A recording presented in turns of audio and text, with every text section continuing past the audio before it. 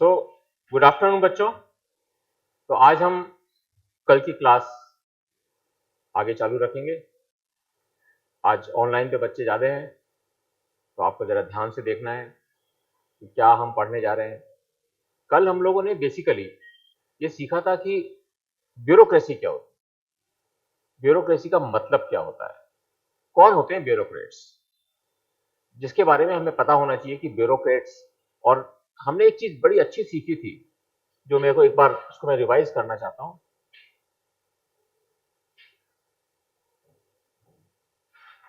कि हमने सीखा था कि ये है गवर्नमेंट,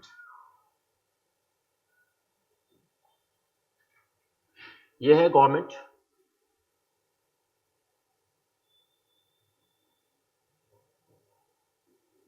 नाउ गवर्नमेंट ने बनाई पॉलिसीज, यहां से शुरू हुई थी बात अपनी। और ये है जनता, जिसके लिए पॉलिसी बनाई है, people.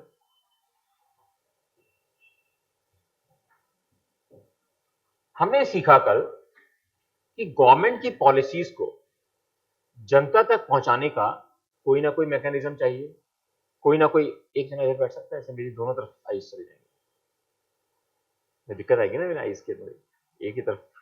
Yes, now it's fine.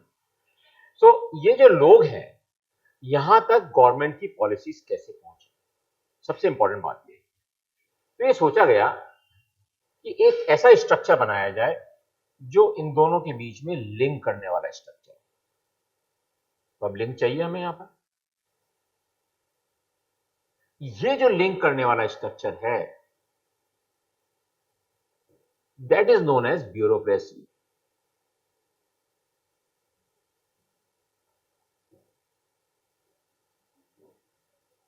और हमने कल यह भी सीखा था कि ब्यूरोक्रेसी का जो अर्थ होता है, एक तो ब्यूरो, ब्यूरो मतलब ऑफिस, और क्रेसी का मतलब होता है a form of government, so a form of governance.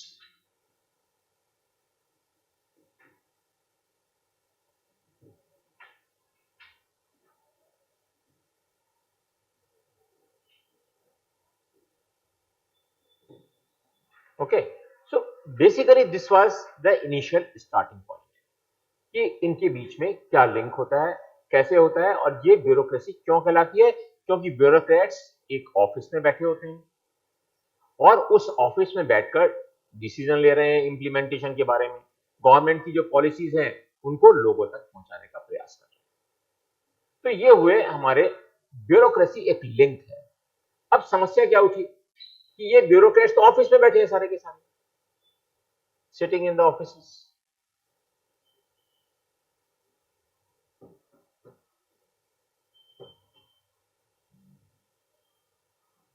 अब ये ऑफिस में बैठे हुए जो लोग हैं,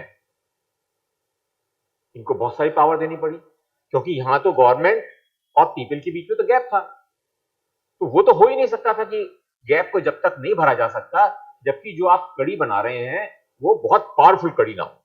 इसका मतलब ये हुआ बच्चों कि हमें इसको पावर देनी पड़ी,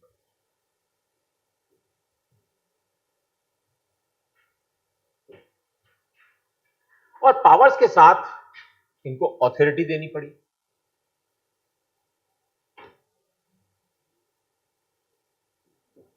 हम कल का एक बार रिवाइज कर रहे हैं अभी।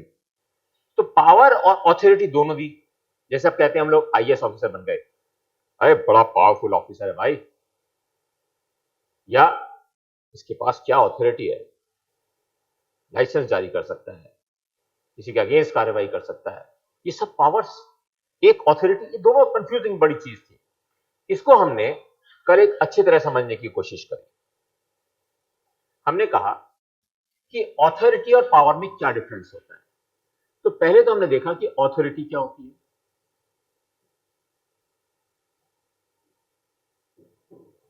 ऑथोरिटी का मतलब मेरे को अधिकार है, so I have the right, so I am enabled by laws। मुझे डिफरेंट एक्ट्स में दे रखी है पावर।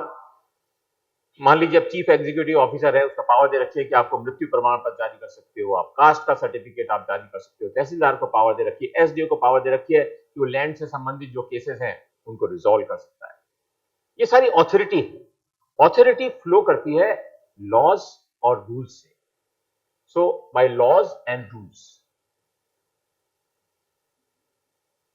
तो इट्स अ वेरी लेजिटिमेट चीज कि मेरे को अधिकार है तो मैं अपने अधिकारों का उपयोग कर जनता की सहायता कर रहा हूं और जो गवर्नमेंट की स्कीम्स है उनको इंप्लीमेंटेशन तक के लिए मैं कार्रवाई कर रहा हूं।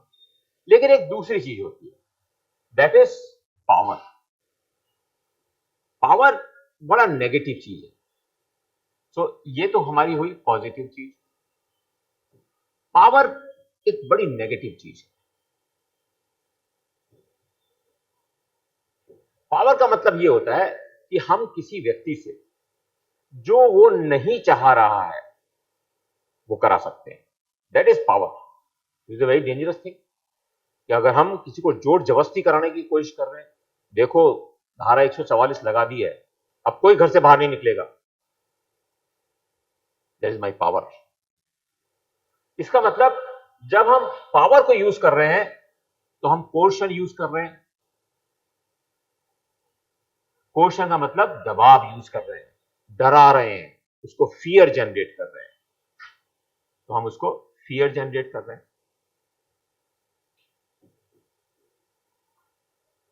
तो दो चीज हमें समझनी पड़ेगी पहले इस चैप्टर को आगे पढ़ने से पहले कि मैक्स वेबर की जब हम थ्योरी पढ़ेंगे तो मैक्स वेबर ने कहा कि दो तरह की चीज होती है, एक पावर और एक ऑथोरिटी। ऑथोरिटी का मतलब हमारे को कानून से मिला हुआ है अधिकार, हम इस कार्य को करेंगे, जनता के लिए हमें करना ही पड़ेगा। और जब पावर की हम बात करते हैं तो इसका मतलब एक दबाव, डराव, उसे कहते हैं पावर। तो हमें कभी नहीं मानना चाहिए, कभी नहीं सोचना चाहिए कि हमें एक पावरफुल अधिकारी बनना है। ये याद रखने में हमें क्या बनना है अधिकारी?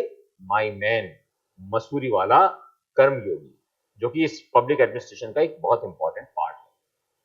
फिर हमने ये सीखने की कोशिश करी कि मैक्स वेबर ने कहा, अब हम जरा मैक्स वेबर की तरफ चलते हैं। मैक्स वेबर ने कहा कि ये जो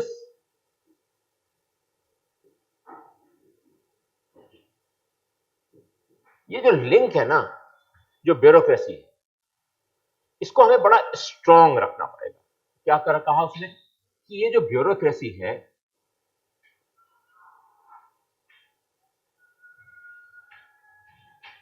bureaucracy should be very strong.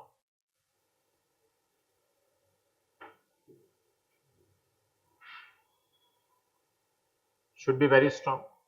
इसका मतलब एक बात पॉलिसी बना दी गवर्नमेंट, पॉलिसी बन गई, अब उस पॉलिसी को क्योंकि इंप्लीमेंटेशन ब्यूरोक्रेसी के माध्यम से हो रहा है, तो जितने भी निर्णय हैं पॉलिसी तो बना दी सरकार ने, अब जो निर्णय लिए जा रहे हैं सारे के सारे, all decisions are being taken by, all decisions are taken.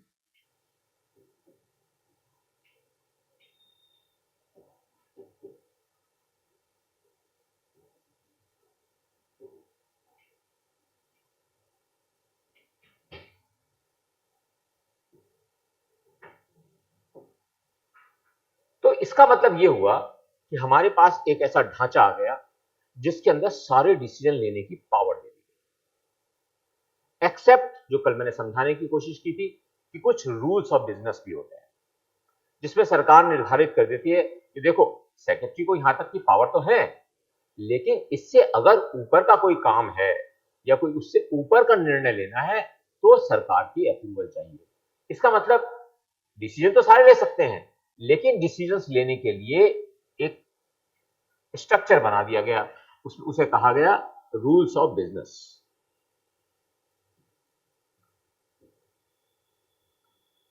अभी हम कल का ही रिवाइज कर रहे हैं सारे, तो उसको कहा गया रूल्स ऑफ बिजनेस, यानी कि वो नियम कानून सिद्धांत जिसकी पालना ब्यूरोक्रेट्स को करनी पड़ेगी। ऐसा नहीं कि ब्यूरोक्रेट्स अपने मन मर्जी के निर्णय लेने लग जाए।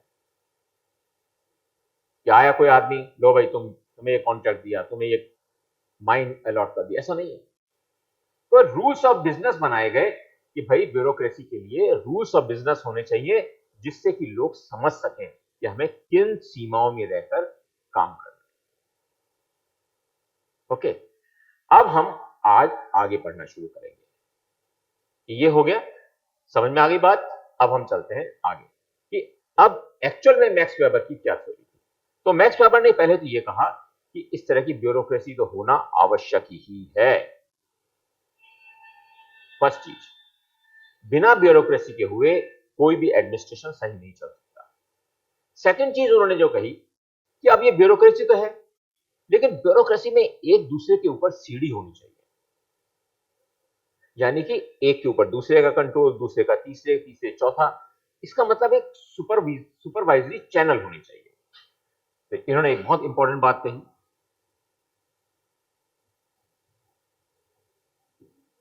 Supervisory channel. अब ये चैनल को क्या कहते हैं?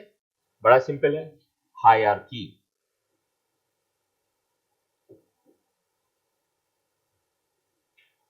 अब हायरार्की का सिंपल सा उदाहरण है, एक चीफ सेक्रेटरी, चीफ सेक्रेटरी के नीचे एडिशनल चीफ सेक्रेटरी, फिर principal secretary, secretary, joint secretary, deputy secretary, assistant secretary. तो हर स्तर पर एक सुपरविजन बना दिया गया कि कोई व्यक्ति जो सबसे नीचे है, मान लीजिए असिस्टेंट सेक्रेटरी है, तो अब असिस्टेंट सेक्रेटरी जो फाइल पुटअप करेगा, तो वो सारी जो उसके संबंधित रूल्स हैं, रेगुलेशंस हैं, उनको फाइल पे मेंशन करेगा। उसको डिसीजन लेने का अधिकार नहीं है, लेकिन उसको जिस चीज पर निर्णय लेना है, उसके संबंधित जितने भी रूल्स हैं, वो सारे के सारे फाइल पर लिखने पड़ेंगे। इस प्रकार आगे चलते चले जाते हैं। और जो जॉइंट सेक्रेटरी है, उसके ऊपर सुपरविजन का काम सेक्रेटरी का होता है, सेक्रेटरी के ऊपर प्रिंसिपल सेक्रेटरी का होता है। और ये तो हमने देखा था कि ये होता है ऑफिस के अंदर, सेक्रेटेरिएट के अंदर, डायरेक्टरेट्स के अंदर। अब फील्ड का स्ट्रक्चर, एक फील्ड का स्ट्रक्चर हमने देखा। इसको अंदर एक बहुत इंपॉर्टेंट चीज है, मैं समझाना चाहता हूं दोबारा। हमने समझा था कि फील्ड में अब एक और दिक्कत आई कि ये जो फील्ड होती है, एक है सेक्रेटेरिएट। तो यहां पर मान लीजिए हम लिखते हैं सेक्रेटेरिएट।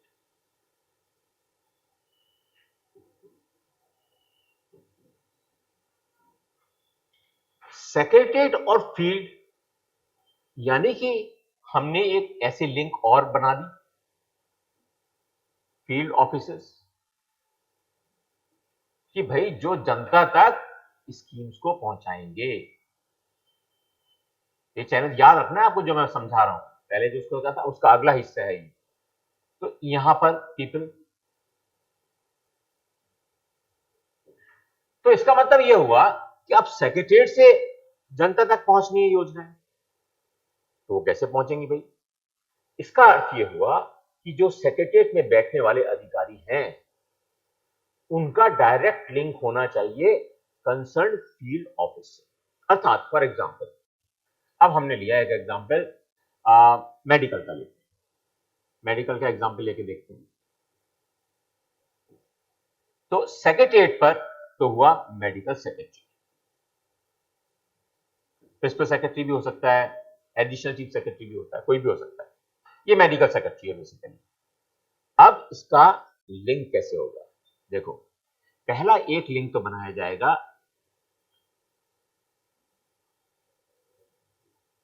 मेडिकल कॉलेजेस हैं,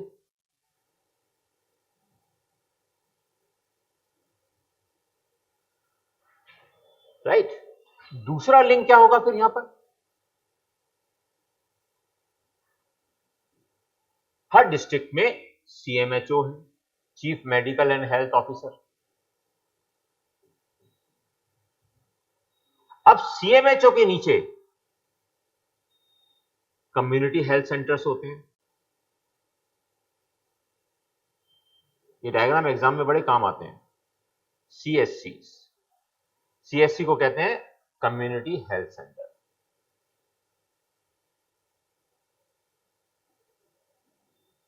कम्युनिटी हेल्थ सेंटर।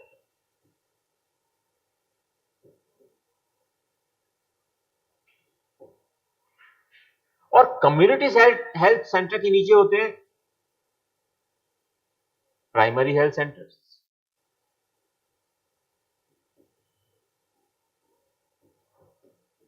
और पीएससी के नीचे होते हैं सब सेंटर्स।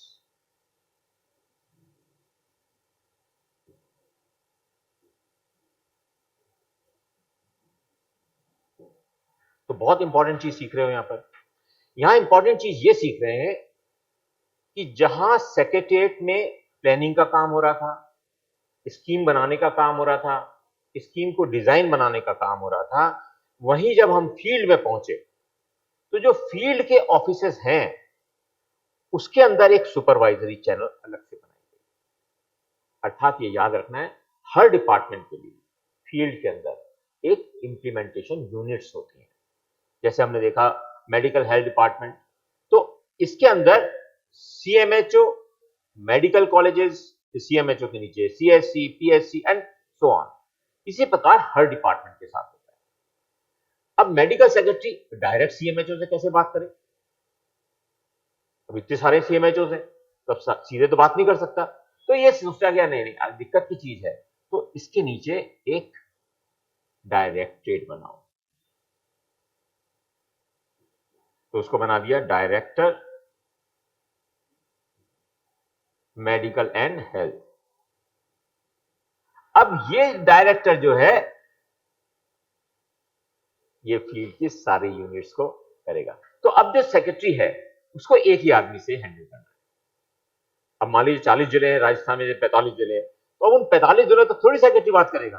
तो सेक्रेटरी ने एक बना दिया भाई ये डायरेक्टर मेडिकल हेल्थ है। ये डायरेक्टर मेडिकल हेल्थ अब पूरी फील्ड के अंदर जो हमारे लोग हैं उनके सुपरविजन करेगा। इसे कहते हैं हायरकी, यानी कि एक हायरकी बना दी। यहां पर दूसरे डॉक्टर होंगे, यहां सीनियर डॉक्टर होंगे, यहां सबसे सीनियर डॉक्टर होगा, डायरेक्टर मेडिकल हेल्थ में डायरेक्टर मेडिकल हेल्थ होगा, उसके नीचे एडिशनल डायरेक्टर होगा, एडिशनल डायरेक्टर के नीचे joint director and so on. ये जो सारी हायरकीज बनी ये सारी मैक्स वेबर के प्रिंसिपल्स के आधार पर बनाई गई। ये बड़ी इंपॉर्टेंट चीज है, ध्यान रखना कि आज की जो ब्यूरोक्रेसी है उसका जो मूल आधार है वो है मैक्स वेबर की थ्योरीज। अब हम पढ़ेंगे, आज शुरू करेंगे कि मैक्स वेबर की थ्योरी क्या है। हाँ पूछो बेटा।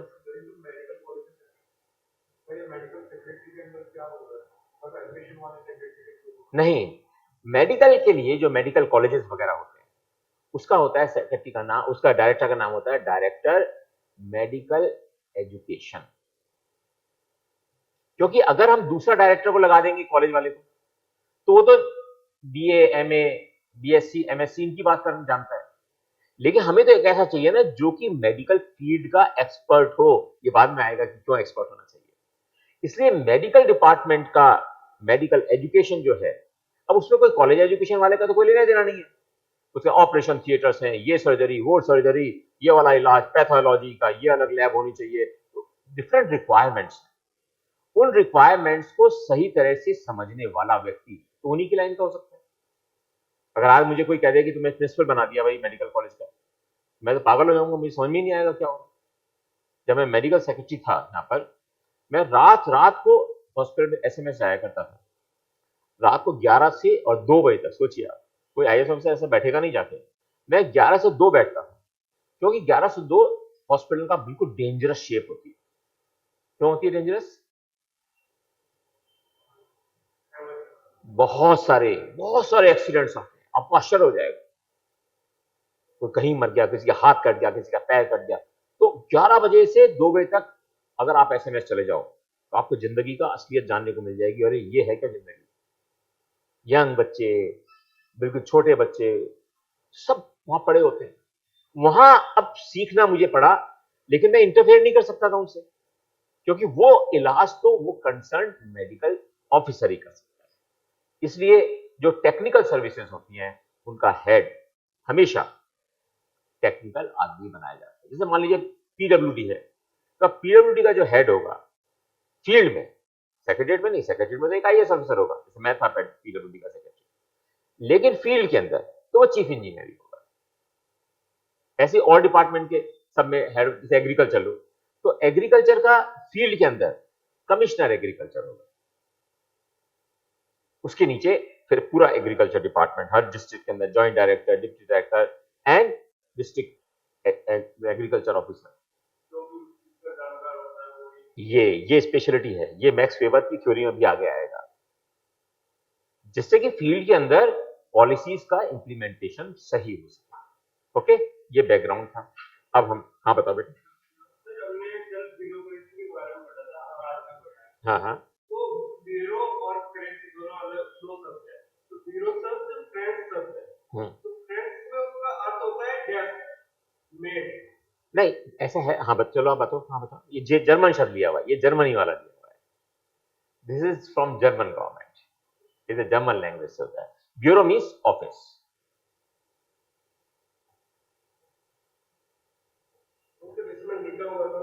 हाँ उसमें लिखा होगा, क्योंकि हर सब्जेक्ट के अलग अलग तो टॉपिक्स होते हैं।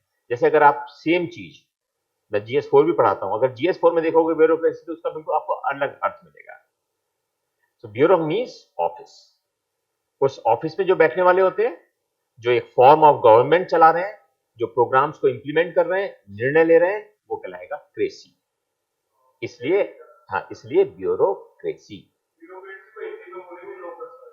नौकरशाही।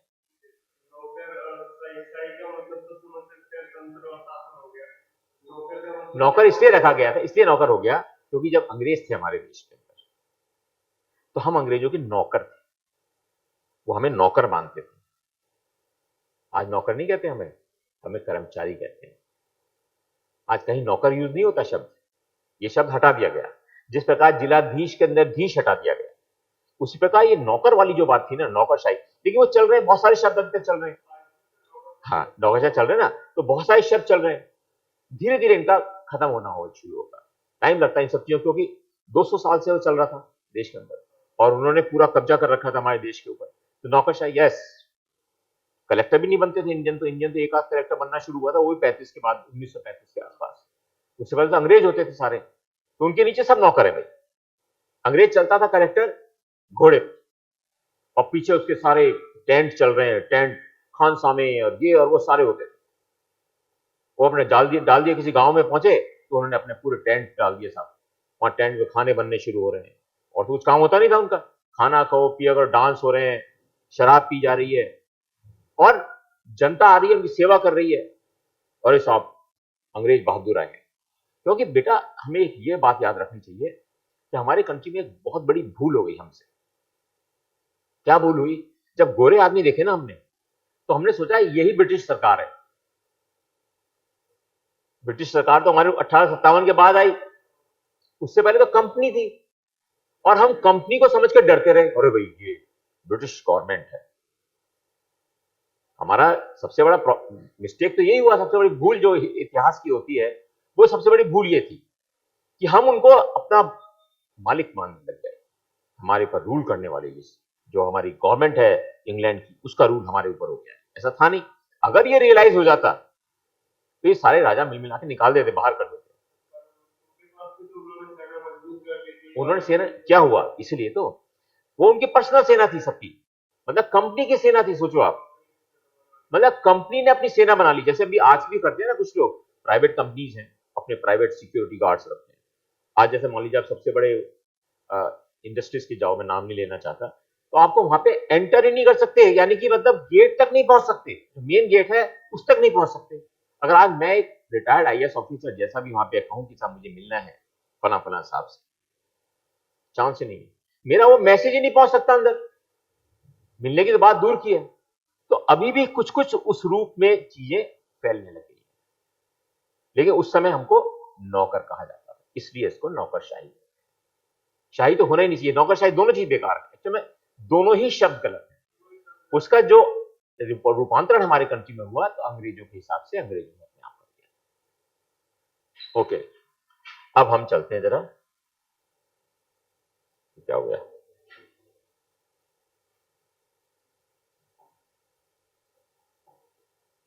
यस।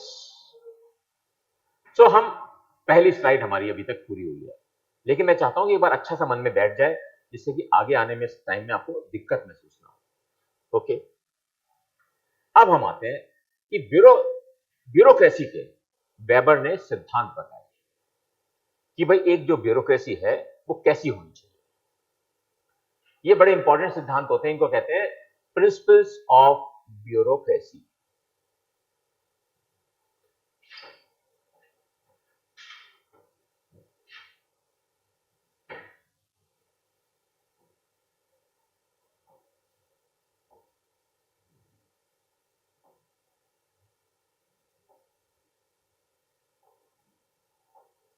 ये क्या हो गया, इतने सारा आगे चला गया।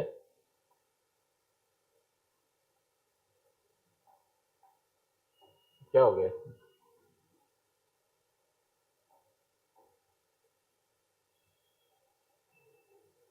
क्या हुआ?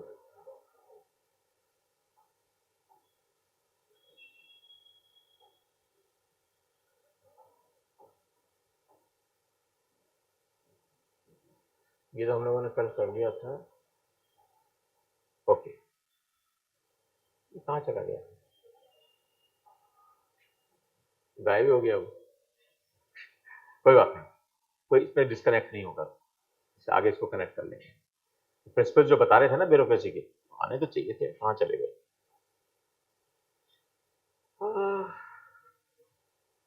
चलो कोई नहीं, ये अपन ने पढ़ ही लिया था, यहां से आगे चलते हैं। तो हम पहले यहां पर मैक्स वेबर के जो सिद्धांत हैं, प्रिंसिपल्स, अभी उसमें प्रॉब्लम आ गई, लेकिन उससे पहले जो उसके आधार हैं उसको सीख लेते हैं कि मैक्स वेबर की थ्योरी के आधार क्या थे। सबसे महत्वपूर्ण चीज उसने बताई थी कि हमारी ऑथोरिटी क्या होती है। सबसे इंपॉर्टेंट चीज यहां से चला था, वो ये बताना चाहता था शुरू से ही कि पावर में नहीं होना चाहिए ब्यूरोक्रेट को ऑथोरिटी वाला होना चाहिए। तो तीन तरह की ऑथोरिटी होती है। उसने कहा कि भाई एक तो ऑथोरिटी होगी जिसे हम कहेंगे कैरिज्मेटिक ऑथोरिटी, दूसरी होगी लीगल रेशनल ऑथोरिटी। बड़ा सिंपल है, देखना आप कितना इजी होता है। दूसरा, उसके बाद आएगी ट्रेडिशनल ऑथोरिटी। अब सबसे पहले हम बात करते हैं कैरिज्मेटिक ऑथोरिटी। अब बच्चों, इसे बड़ी इंटरेस्टिंग चीज है, आपको सबसे आसान तरीके से इसको सीखना है। तो आप देखिए कि हमारे यहां कौन होता है भाई, कैरिज्मेटिक ऑथोरिटी कौन होता है। जैसे आज हमारे मोदी साहब हैं, प्राइम मिनिस्टर हैं, तो उनके नाम पे लोग खड़े हो जाते हैं। उनका करिश्मा है, कैरिज्मा है, उसे कहते हैं करिश्मा, करिश्मेटिक ऑथोरिटी। उसके कारण उनको ऑथोरिटी मिली हुई है। प्रधानमंत्री तो अलग है, वो लीगल है, लेकिन उनका करिश्मा है जिसके कारण जनता उनके साथ खड़ी हो जाती है। या महात्मा गांधी थे, महात्मा गांधी तो उस समय कोई पोस्ट भी होल्ड नहीं करते थे, अब लेकिन उनकी एक आवाज पर करोड़ों लोग उठ जाते थे। उन्होंने कहा आज आंदोलन शुरू करना है, यस। अब आंदोलन बंद करना है, यस। मैं भूख हड़ताल पे बैठ जाऊंगा, आप लोग ऐसा नहीं करोगे, कोई हिंसा नहीं करेगा, सब हिंसा करना रोक देते, हर चीज रुक जाती। इसका मतलब ये कैरिज्मा था उनका। कैरिज्मा मीन्स वो प्रभाव जिसका कोई लीगल आधार नहीं है, कोई लीगल शक्ति नहीं मिली हुई है उनको। उनके पास तो केवल मॉरल शक्ति थी, मॉरल अधिकार था, लेकिन उनका ऐसा अधिकार था जिससे कि वो ज्यादातर लोगों को देश में एक ही इशारे पर कुछ भी करने के लिए मजबूर करते थे। लोग मजबूर होते थे क्योंकि वो दिल से जुड़ जाते थे। दिल से जुड़ाव अब एक ऐसी स्थिति में ला देता है जहां की आदमी डिफरेंट डायरेक्शन में नहीं जा सकता। वो होता है charismatic authority, that is the authority. Then traditional authority, ऐसी ऑथोरिटी जो कि केवल ट्रेडिशंस के कारण चल रही है, रिवाज चल रहे हैं। ट्रेडिशन का मतलब होता है रिवाज। जैसे मान लीजिए आज हमारे पास, हमें पता है कि बहुत सारे उस समय जमींदार होते थे, ठिकानेदार होते थे, तो वो थे तो एक्सप्लॉइट करने वाले, सारा का सारा गरीब को, किसान को दबा के रखते थे, डरा के रखते थे। लेकिन उनकी ऑथोरिटी अंग्रेजों ने दे रखी, वो ट्रेडिशन चली आ रही थी। और जागीरदार साहब बहुत बड़े, आज भी आप गांव में देखेंगे, आज भी गांव में जाओगे उनको जागीरदार साहब ही कहते हैं, उनको ठिकानेदार साहब कहते हैं। आज भी वो स्थिति, मतलब अभी इतने साल हो गए, जमींदारी प्रथा खत्म हो गई, सब कुछ हो गया, लेकिन अभी भी उनका ये ट्रेडिशनल ऑथोरिटी है। उनको कोई लीगल पावर नहीं है, लेकिन हाँ ठेकेदार तो मानते हैं, हाँ भाई सब आप जो निर्णय देंगे उसको हम गांव के अंदर मानेंगे। That is traditional authority. तो इसको हम कैसे कहते हैं? This is the type of authority जहां पर ट्रेडिशंस के कारण उसमें शक्ति आती है। ध्यान रखिए कि जो ऑर्डर्स हो रहे हैं बिकॉज ऑफ दैट ट्रेडिशन ही हो रहे हैं, कस्टम्स के हिसाब से ही हो रहे हैं। किंग्स को अब तो कोई पावर है ही नहीं, वही वही बता रहे हैं, राजा ठिकानेदार ये सारे के सारे, वो नहीं मतलब है। अब जैसे हमारे जयपुर में ले लीजिए, अभी भी हम उनको कहेंगे राजमाता, जबकि कोई राजमाता जैसा वर्ड नहीं है, खत्म हो चुका। कुमारी, राजकुमारी जी, महारानी जी, अभी भी यही चल रहा है। तो इसको तोड़ने में बड़े समय लगता है। तो मैक्स वेबर ने कहा कि ये जो अथॉरिटी होती है, जो इस तरीके से आती है, उसको आसानी से तोड़ा नहीं जा सकता, बहुत टाइम लगता है। किसी भी एडमिनिस्ट्रेटिव स्ट्रक्चर को ले लीजिए, किसी भी कंट्री को ले लीजिए, वहां पर ये बहुत ही मुश्किल काम होता है। तो इन्होंने कहा कि ये जो अथॉरिटी होती है, उनका जो एडमिनिस्ट्रेटिव स्टाफ होता था, जैसे अब एडमिनिस्ट्रेटिव स्टाफ को तो कोई पावर नहीं थी, लेकिन सबसे बड़ी क्या पावर थी? मिलने नहीं दूंगा मैं, बस यही तो पावर थी उनको, कुछ नहीं थी, वो कुछ नहीं कर सकते थे, काम नहीं कर सकते थे, काम तो राजा ही करता था, लेकिन उनको ये पावर थी कि वो मिल नहीं पाएगा। और इसीलिए ये फ्यूडलिस्टिक सिस्टम जो हम बात कर रहे हैं, ठिकानेदार, पुराने जमाने के चले हुए आ रहे, आपको पता है कि पंचायतों को तो अधिकार अब मिला, लेकिन पंचायती राज तो बहुत पहले से था हमारे देश में। तो पंचायती राज 100 साल से भी पुराना था, उस समय से भी 100 साल पुराना था। तो जो सरपंच थे, चुनाव तो होते नहीं थे, एक बार जो सरपंच बन गया, आज चल रहा है, फिर उसका लड़का भी सरपंच बन जाता था। जैसा आज भी होता है, सरपंच की वाइफ को बना देता है वो सरपंच, कि अगर वो महिला की सीट रिजर्व हो गई तो फिर वो पति सरपंच पति बन जाता है। तो वो पट्टा सारा काम वही कर रहा है, उसकी वाइफ बस केवल सरपंच बनी बैठी है। तो ये एक ट्रेडिशनल लॉ है। बड़ी सिंपल चीजें समझने की, आपको समझ में आएगा कि पब्लिक एक्ट कितना सरल है। ओके, अब हम आते हैं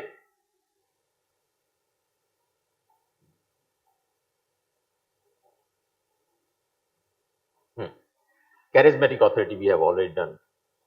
अब देखो ये है इंपॉर्टेंट, यहां से अब ब्यूरोक्रेसी का लिंक शुरू होगा। That is legal rational authority.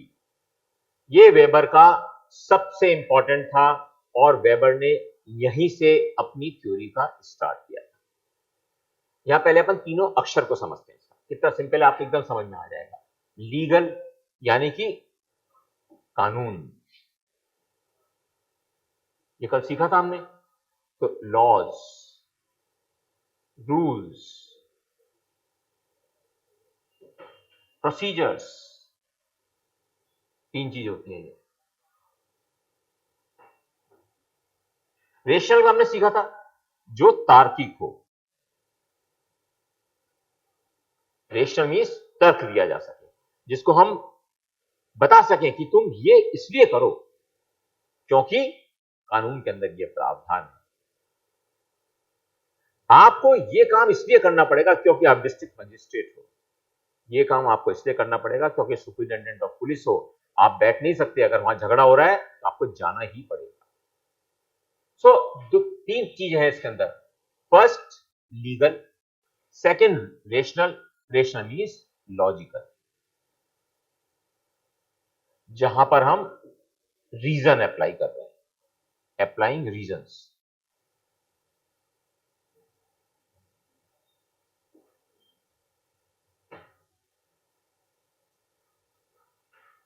तो वैसे नॉर्मल बात है, आज मैं जैसे मान लीजिए एक टीचर हूं यहां पर, तो अब मुझे पता है कि मुझे पढ़ाना है बच्चों को, और उस तरह से पढ़ाना है जैसे बच्चों को क्या हो, एग्जामिनेशन में सफलता मिले। That is my objective. So मेरे को अधिकार मिला हुआ है, भाई मुझे पढ़ाने का मुझे अधिकार है। ये नहीं कि भाई कोई भी आके वो बच्चा जो अभी यहां कर रहा है वो बच्चा कहे मैं पढ़ाऊंगा, आप पढ़ोगे नहीं। तो लीगल रेशनल अथॉरिटी अर्थात वो अथॉरिटी जिसको कानून, नियम और एस्टेब्लिश प्रोसीजर से अधिकार मिला हुआ है किसी भी निर्णय को लेने का। बड़ा सिंपल सी डेफिनेशन है। तो हम क्या कह रहे हैं यहां पर, the administrative system here comprises of bureaucracy where people have been appointed on the basis of merit.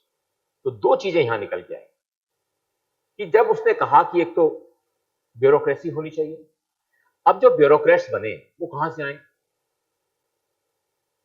तो उसने कहा नहीं नहीं, ऐसा नहीं कि किसी को भी बना दो। राजा तो किसी को भी बना देता था उठाकर, राजा तो किसी को बनाया, आया भैया राकेश वर्मा तुम्हारा चेहरा डरावना है तो तुम्हें हम पुलिस का वो बना देते हैं इंचार्ज, छुट्टी। अब क्या हुआ, उसने कहा देखो लीगल रेशन अथॉरिटी दे रहे हैं, इसका मतलब बहुत बड़ी अथॉरिटी दे रहे हैं एक आदमी को। उस आदमी को जिसको हम अथॉरिटी दे रहे हैं उसको सिलेक्शन करने का भी तो कोई स्पेसिफिक प्रोसीजर होना चाहिए भाई। तो योग्यता के अनुसार, यानी कि मेरिट बेसिस पर ही सिलेक्शन होगा जो व्यक्ति ब्यूरोक्रेसी में शामिल होंगे। क्यों क्यों क्यों होगा ऐसा? क्योंकि वो नियम कानूनों का इंटरप्रिटेशन करेंगे कि नियमों में क्या लिखा हुआ है, कानून में क्या लिखा है, उन बातों का फील्ड में किस तरह से इंप्लीमेंटेशन होना है, उसके बेसिस पे निर्णय कैसे लिए जाने हैं, वो बहुत ही इंपॉर्टेंट रोल होता है। इसलिए मेरिट से ही लोग आने चाहिए। तो सेकंड चीज जो इन्होंने कही कि पहला तो ब्यूरोक्रेसी होनी चाहिए और जो उसमें लोग हों वो उसके अंदर मेरिट से आने चाहिए।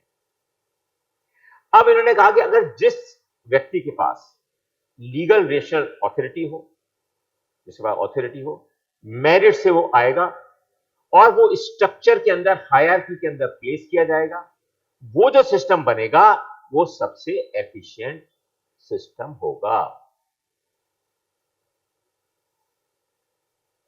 जैसे आज मान लीजिए कोई एमएलए है, हर एमएलए ये चाहते हैं कि मेरे यहां खूब रोड्स बने, क्योंकि रोड में उनको कट मिलने की बहुत संभावना रहती है, रोड बननी चाहिए साहब, बहुत सारी road.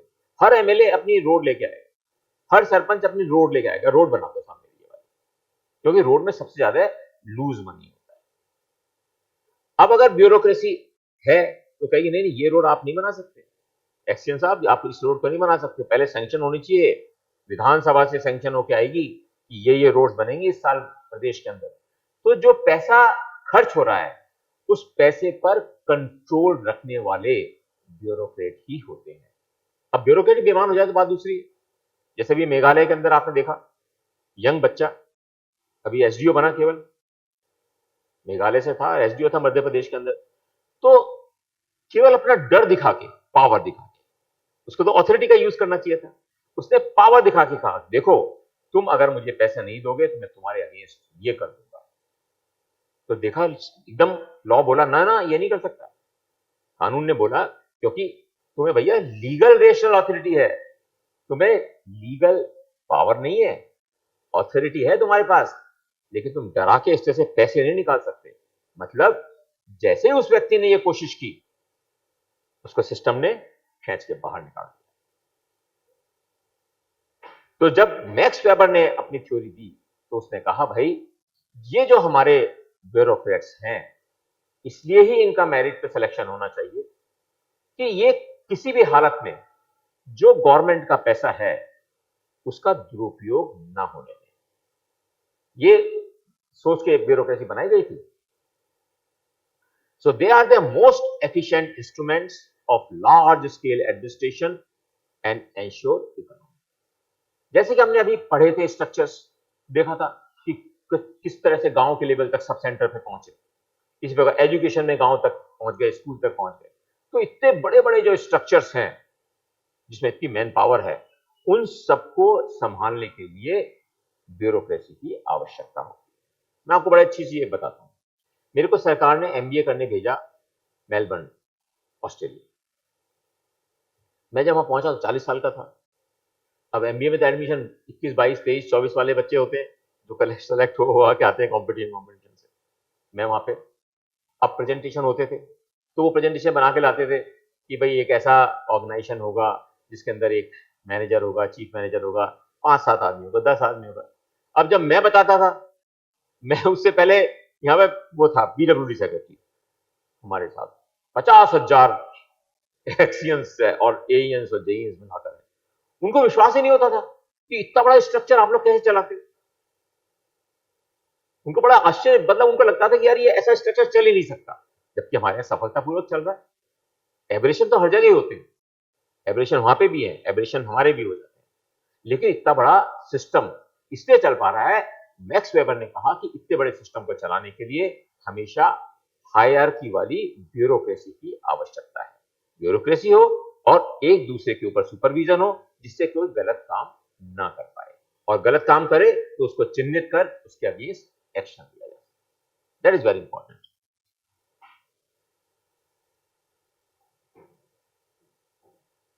So, this is how he arrived at the definition of bureaucracy.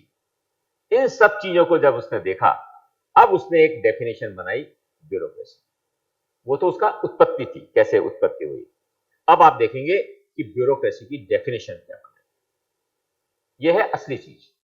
यहां से मैक्स वेबर के सिद्धांतों की शुरुआत हुई। इस डेफिनेशन को पढ़कर आपको पता चलेगा कि एक्चुअल में ब्यूरोक्रेसी की डेफिनेशन क्या है। अब देखिए, आप इसके एक वर्ड को अपन एनालिसिस करेंगे। Bureaucracy is an organisational structure.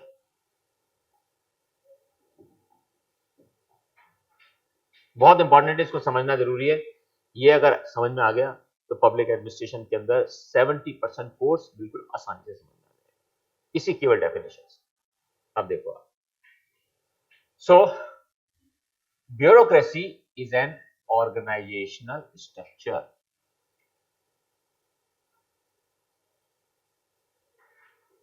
एक ऑर्गेनाइजेशन का ढांचा है, स्ट्रक्चर है, सिंपल सी बात है, कोई मतलब बहुत कॉम्प्लिकेटेड तो कुछ है ही नहीं। एक ढांचा है that is characterised by many rules. कल मैंने पूरे दिन यही समझाने की कोशिश की थी कि ये ऐसा ढांचा है जो रूल्स, रेगुलेशंस और प्रोसीजर्स के आधार पर चलता है।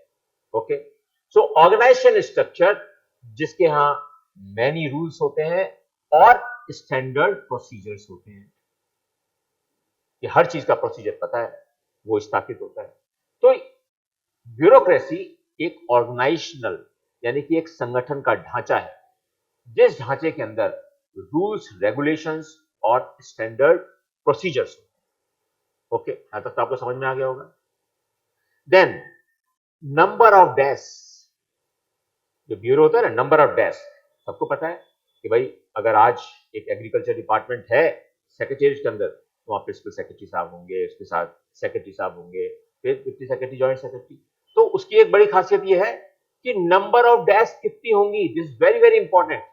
तो ब्यूरोक्रेसी क्या हुई? एक ऑर्गेनाइजेशनल स्ट्रक्चर जो कि रूल्स, रेगुलेशंस और एस्टेब्लिश्ड प्रोसीजर्स के आधार पर चलती है, और उसके अंदर खूब सारे लोग होते हैं जो डिफरेंट डिफरेंट डेस्क पर बैठे होते हैं। वो क्या कर रहे होते हैं? Meticulous division of labour. This is very very important.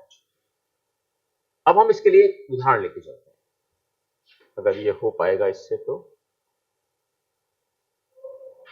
नहीं, मैं वैसे सिखा देता हूं। Division of labour. Division of labour का क्या मतलब होता है कि कौन सा व्यक्ति क्या काम करेगा। तो कल हमने रूल्स ऑफ बिजनेस की बात की ना, वो डिवीजन ऑफ लेबर ही होती है। यानी कि आज एक चीफ इंजीनियर है, तो चीफ इंजीनियर क्या काम करेगा भाई? उसका काम तो ये है ओवरऑल प्लानिंग ऑफ वर्क, बड़े जो टेंडर्स हैं उनको फाइनल करना, और जो उसके नीचे के लोग हैं उनका सुपरविजन करना। एक्सीएम का क्या काम है? Execution of work in the field. AEN का क्या काम है? इंडिविजुअल वर्क का इंचार्ज।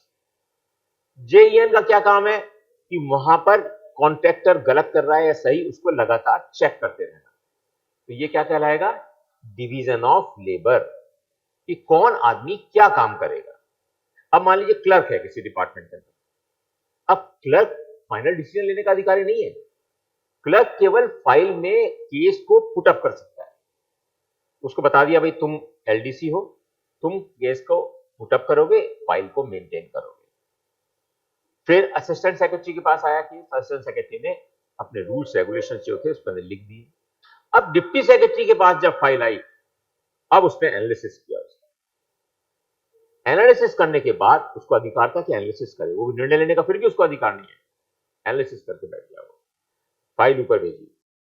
अब जो स्पेशल सेक्रेटरी होगा या जॉइंट सेक्रेटरी होगा, वो अपनी राय देगा कि साहब ये एनालिसिस करके इसने भेजा है, इसके आधार पर हमें ये निर्णय लेना उचित है।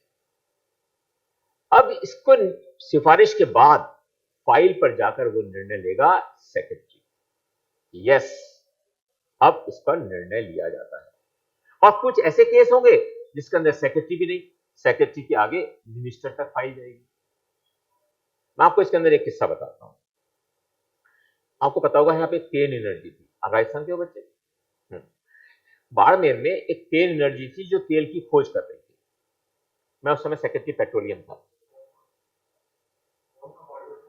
केन एनर्जी,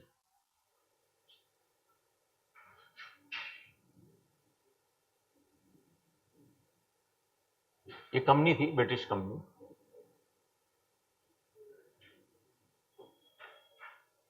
उस समय तक हमारे स्टेट में ऑयल नहीं निकला था। अब क्या हुआ कि मैं थोड़ा इंजीनियर होता है ना, तो आदमी इंजीनियर की बड़ी इच्छा रहती है देखे भाई क्या कैसे एक्सकेवेशन हो रहा है, कैसे ड्रिलिंग हो रही है, सारी चीज को देखने की कोशिश करे। तो मैं रोज कंप्यूटर पर उसका एनालिसिस करता रहता था। और हुआ क्या कि ये मान लीजिए लाइन है जिसपे कि ड्रिलिंग हो रही है। एक यहां होल करा, एक यहां होल करा, फिर यहां होल किया। ये लाइन पहले जो ओएनजीसी ने किया था ड्रिलिंग, उनको ऑयल नहीं मिला था। अब केन एनर्जी आ गई, वो ऑयल के लिए ड्रिल कर रही थी। अब उनको पीरियड होता है 3 साल का ड्रिलिंग करने का। मैं जब आया पोस्ट पर तो वो 3 साल का समय पूरा हो गया। अब दो चीज थी, बहुत सारे और कंपनीज वो सोच रही थी अब हमें मिल जाए। उनको भी लग रहा था शायद कुछ और मिलने की उम्मीद है, डाटा जिस तरह का आ रहा। तो लोगों ने अपने प्रभाव जमाने शुरू कर दिए। अच्छा, मुझे ये पता था कि अब इस कंपनी ने इस लेवल तक काम कर दिया है और हो सकता है कि निकल जाए ऑयल। राजस्थान का पूरा भविष्य चेंज हो जाएगा अगर हमारे ऑयल निकल गया। तो मेरे को मिनिस्टर ने कहा कि वर्मा जी, ये इसको हटाना पड़ेगा किरण को, ये बड़ी बेकार कंपनी है, कुछ नहीं हुआ इनसे।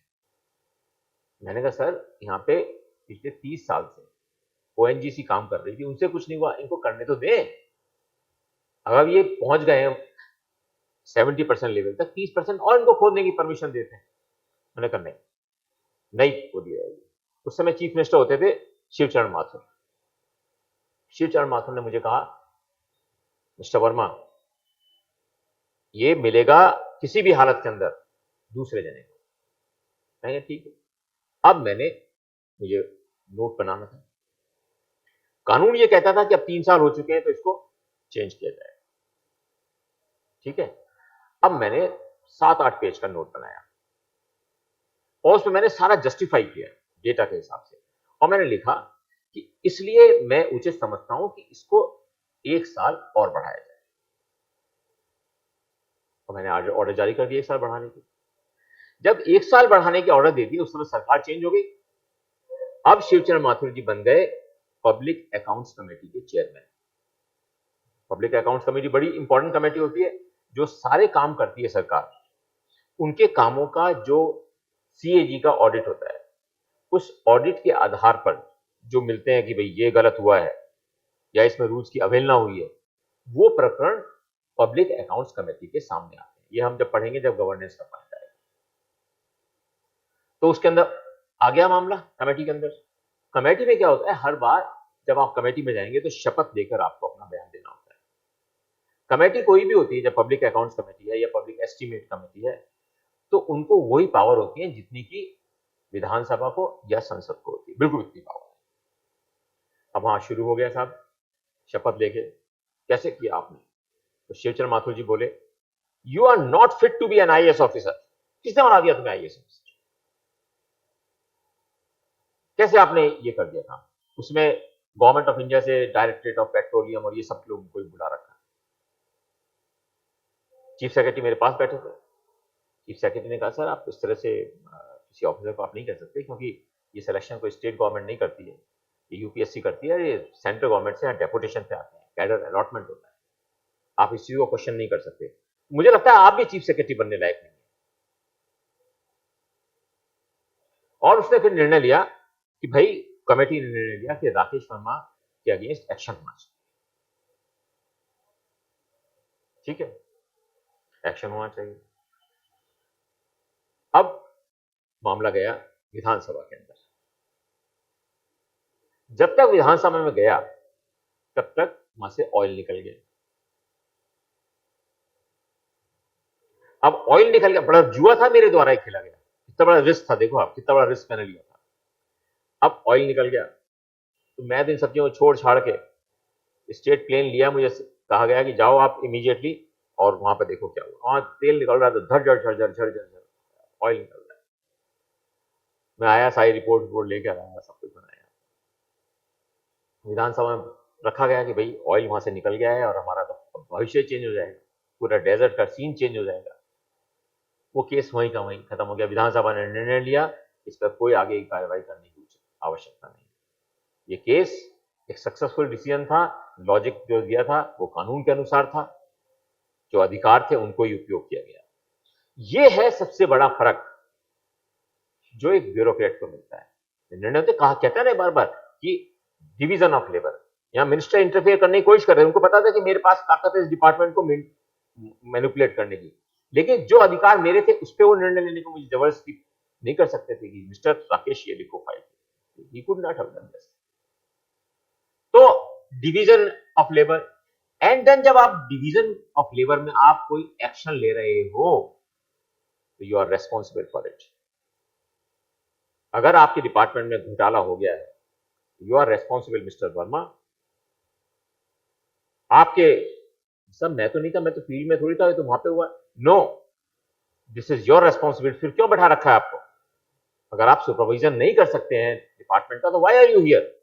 सो ऐसा स्ट्रक्चर जिसमें रेस्पॉन्सिबिलिटी 100% होनी पड़ेगी। और जैसा कि हमने कल सीखा था, क्लियर हायरार्कीज, कौन किसको रिपोर्ट कर रहा है वो होगा, कौन व्यक्ति किसको कर रहा है, दैट इज हायरार्की। यानी कि ऊपर, और एक हायरार्की का एक बड़ा एक छोटा सा सिद्धांत और होता है कि सबसे ऊपर तो एक होगा, फिर दो होंगे इसके नीचे, फिर इस तरह से बढ़ते चले जाएंगे, फील्ड में पहुंचते पहुंचते वो, ये हायरार्की का स्ट्रक्चर कहलाता है। फिर उसने बात की कि प्रोफेशनल्स होंगे, ऑलमोस्ट इम्पर्सनल इंटरेक्शंस, जो हम कल बात कर रहे थे ना कि पर्सनल को ये नहीं कि मैं अरे यार इसको दे दो, ठेका दे दो, ये बड़ा भला सा आदमी लग रहा है, भला वाला कुछ नहीं है, जो न्यूनतम जिसका टेंडर आया है उसी को आपको टेंडर देना है। This is basically impersonal interaction. तो अगर एक सेक्रेटरी है, उसका स्पेशल सेक्रेटरी है, उसके नीचे डिप्टी सेक्रेटरी है, तो उनके बीच में जो रिलेशन होगा ना वो इम्पर्सनल होगा। ये नहीं हो सकता कि मैं इसका दया का भाव और मेरा अच्छा भाव और वो अच्छा भाव। सबसे पहले तो रूल्स रेगुलेशन, तो हम इम्पर्सनल हैं। अब क्या होता है, इसमें एक बड़ी प्रॉब्लम आती है कि जब इस तरह से ऑफिसर्स इम्पर्सनल हो जाते हैं सेक्रेटरीट में या फील्ड में कहीं ऑफिस के अंदर, तो उसका असर ग्रामीण स्तर पर दिखता है। अब एक ग्रामीण आपके पास आया और उस ग्रामीण की समस्या को आपने बड़ा इम्पर्सनल होके कहा, अरे एक बार मैं एसडीओ था, नया नया एसडीओ बना, यंग ऑफिसर, 23 साल का सिलेक्शन हुआ था, 25 साल की उम्र थी मेरी।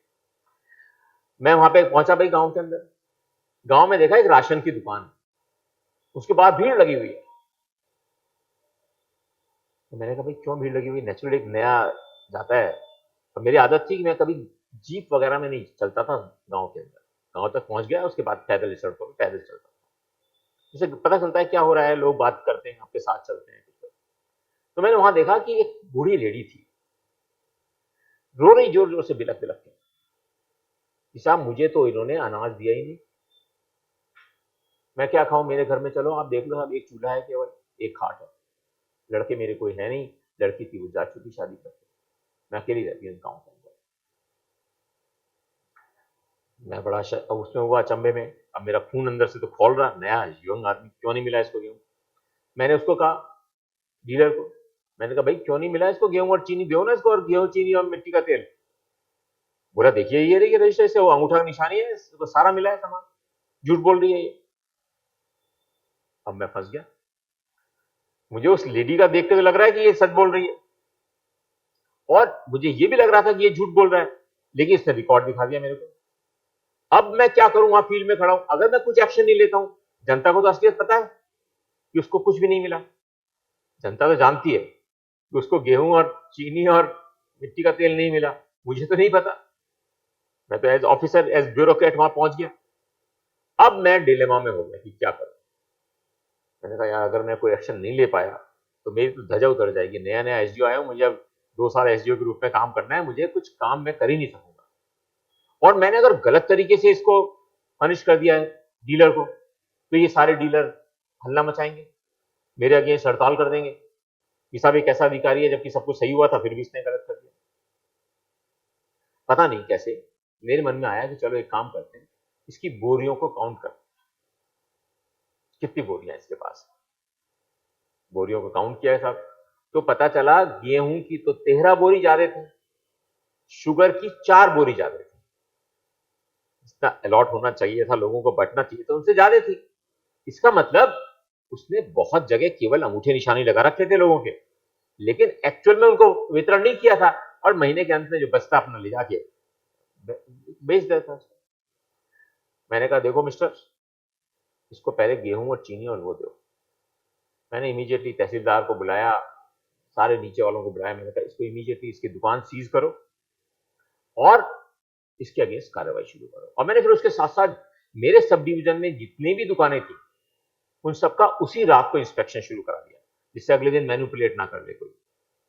तो ये जो शक्ति है ना, ये ऑथोरिटी से आती है, ये ऑथोरिटी है आपकी। आपको अधिकार था उस ग्रामीण वृद्ध महिला का सहायता करने का, आपको अधिकार। मैक्स वेबर इसलिए कहता है कि इम्पर्सनल इंटरेक्शन जो होते हैं ब्यूरोक्रेसी में, अल्टीमेटली जब हम आगे पढ़ेंगे आकर तो उसमें सिखाया जाएगा आपको।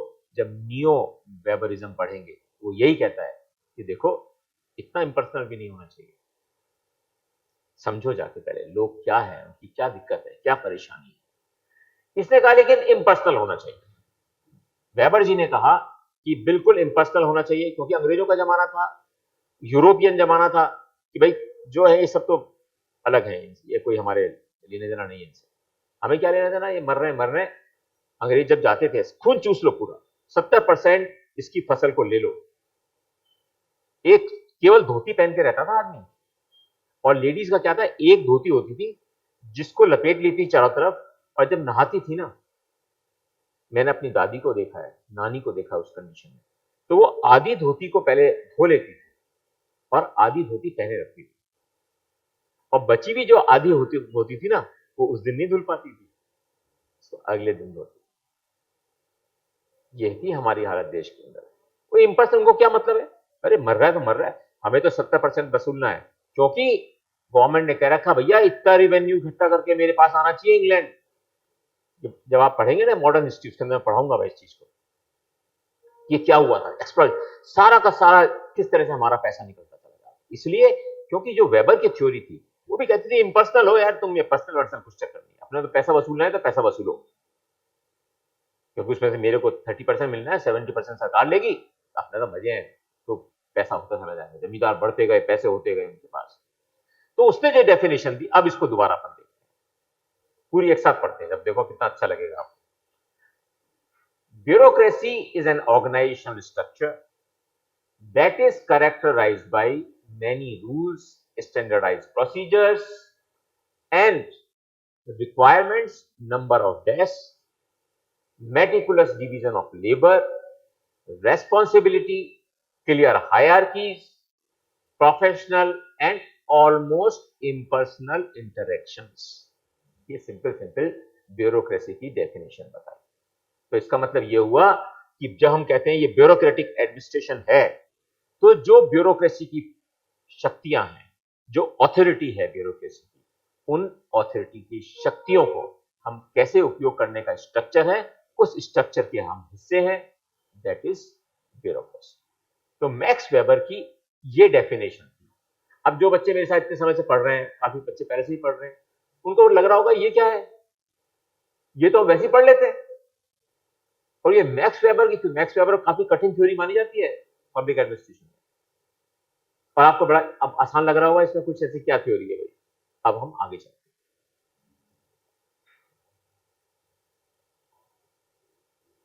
अब आया प्रिंसिपल्स ऑफ ब्यूरोक्रेसी। अब प्रिंसिपल्स ऑफ ब्यूरोक्रेसी में अब आपको समझना तो बड़ा आसान हो गया होगा, ये सब कुछ तो समझ ही गए आप। अब प्रिंसिपल्स देखो जरा क्या है।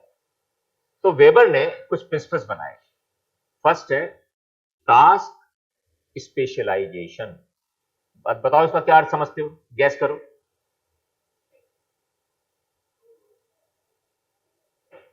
टास्क स्पेशलाइजेशन, सोचो, सोच के सोचो क्या हो सकता है। अगर हम कहते हैं कि टास्क स्पेशलाइजेशन, पढ़ो आगे भी लिखा हुआ है।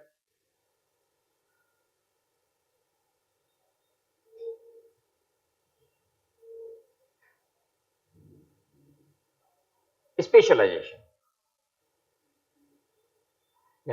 किसी चीज के लिए स्पेशल योग्यता धारण करना, स्पेशलाइजेशन कहते हैं ना। इसमें किस चीज में स्पेशलाइजेशन कर रखा भाई, ये तो एमडी ऑर्थोपेडिक्स है, तो ऑर्थोपेडिक्स में है इसका स्पेशलाइजेशन। समझे बात, ऑर्थोपेडिक्स में इसका स्पेशलाइजेशन है।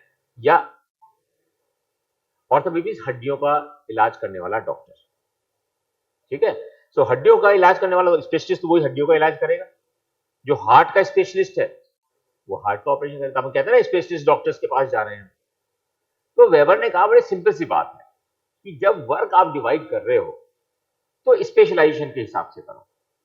कौन किस चीज के लिए योग्य है और कौन किस चीज के अच्छी तरह से संपादित करने में अपने आप को सक्षम पाए, है ना। कितना सर, तो आप वैसे कॉमन आदमी भी यही कहेगा कि भाई जिसको जो चीज आती है वही होना चाहिए। आज की तारीख में क्या हो रहा है, ब्यूरोक्रेसी में भी चेंज आ गया कि जो लोग शुरू से फाइनेंस की पोस्टिंग कर रहे हैं, फाइनेंस में पहले डिप्टी सेक्रेटरी फाइनेंस बन गए, फिर सेक्रेटरी फाइनेंस बन गए, तो वो जब दिल्ली में भी जाएंगे ना तो उनको फाइनेंस मिनिस्ट्री में लगाएंगे।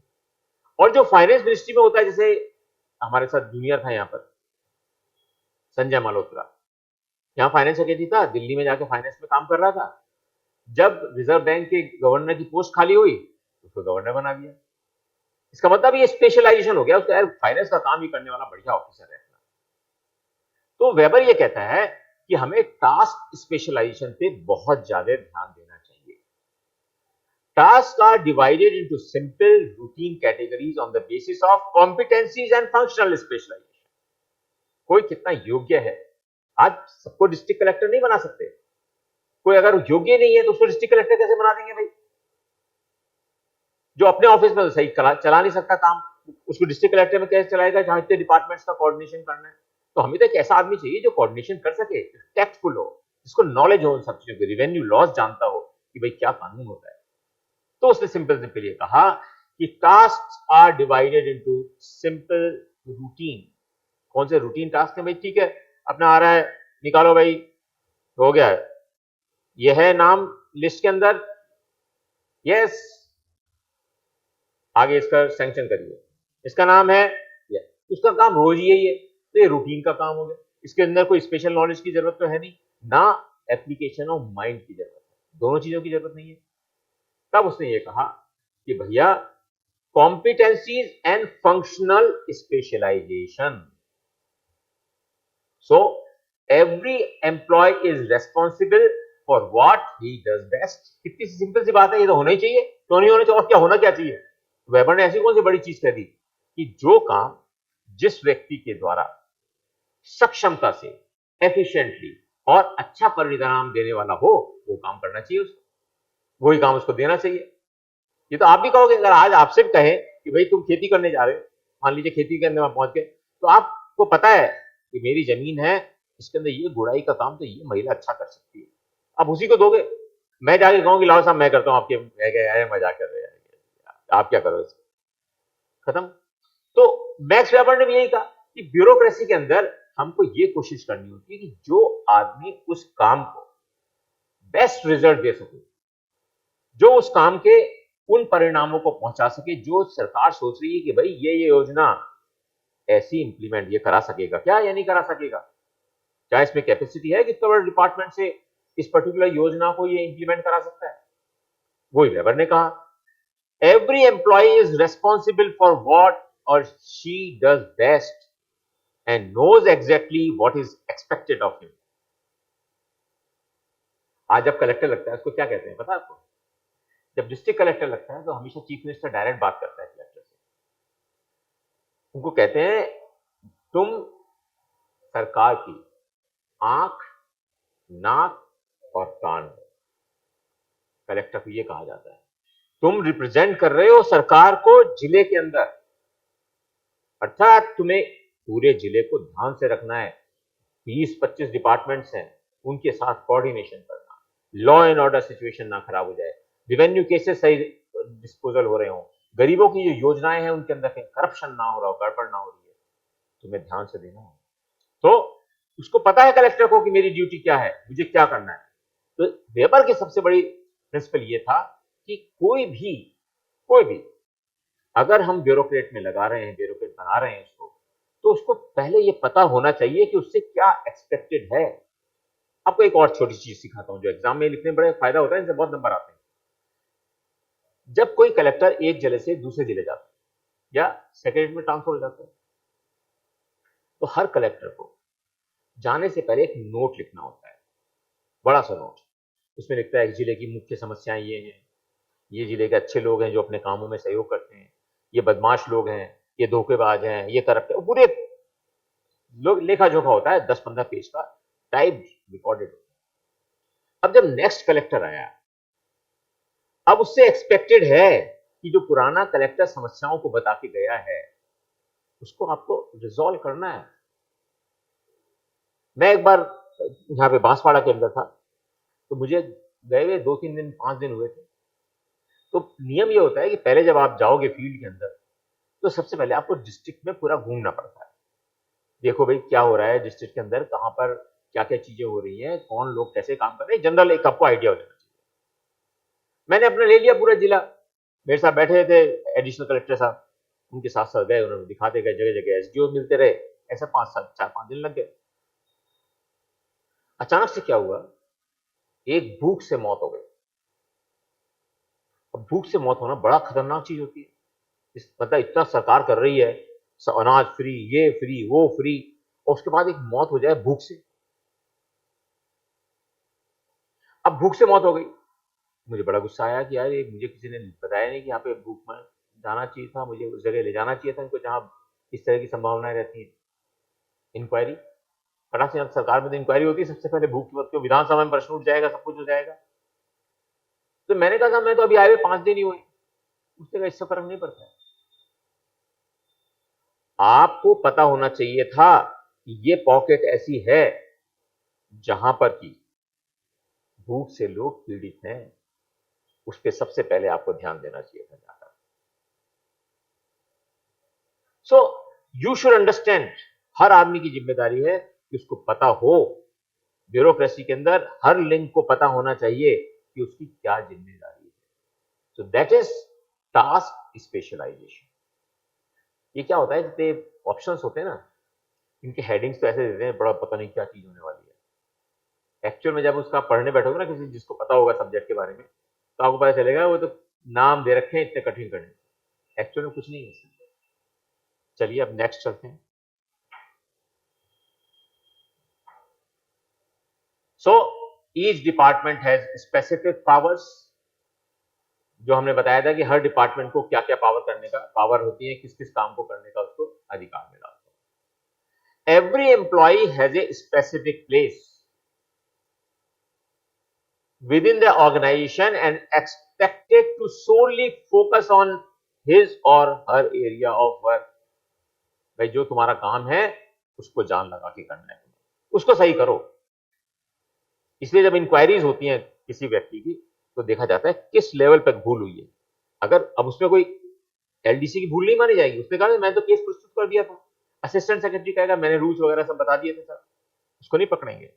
डिसीजन कहां हुआ है, सेक्रेटरी, सेक्रेटरी को पकड़ा जाएगा। तुमने ये डिसीजन कैसे ले लिया भैया, किस आधार पर ले लिया आपने।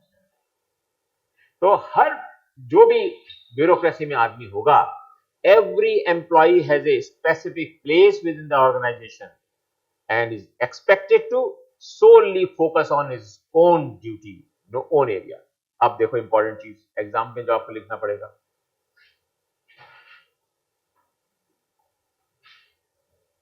ये बहुत इंपॉर्टेंट चीज है। Going beyond your responsibilities and taking on tasks of other colleagues is not permitted।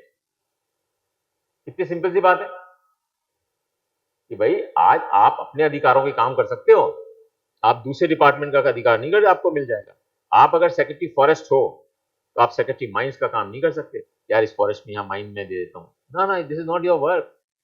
Your work is only related to development of forest. So ये सेंटेंस याद रखना पड़ता है जब हम इसके अंदर बात कर रहे होते हैं मैक्स वेबर की।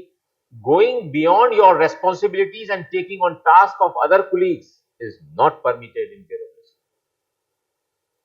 हर अधिकार हर ऑफिसर का अलग होता है, हर ब्यूरोक्रेट को किस लेवल पर वो है और किस डिपार्टमेंट में वो है उसके बाहर नहीं जा सकता।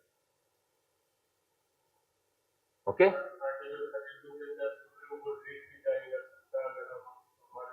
यस, अगर हम अपने क्षेत्र से बाहर जाके काम करते। Very good. तो बच्चों अब हम चलते हैं, मैं भी पानी पी लूं जरा, आधा घंटा तो हो गया होगा मैं क्लास चलाते चलाते।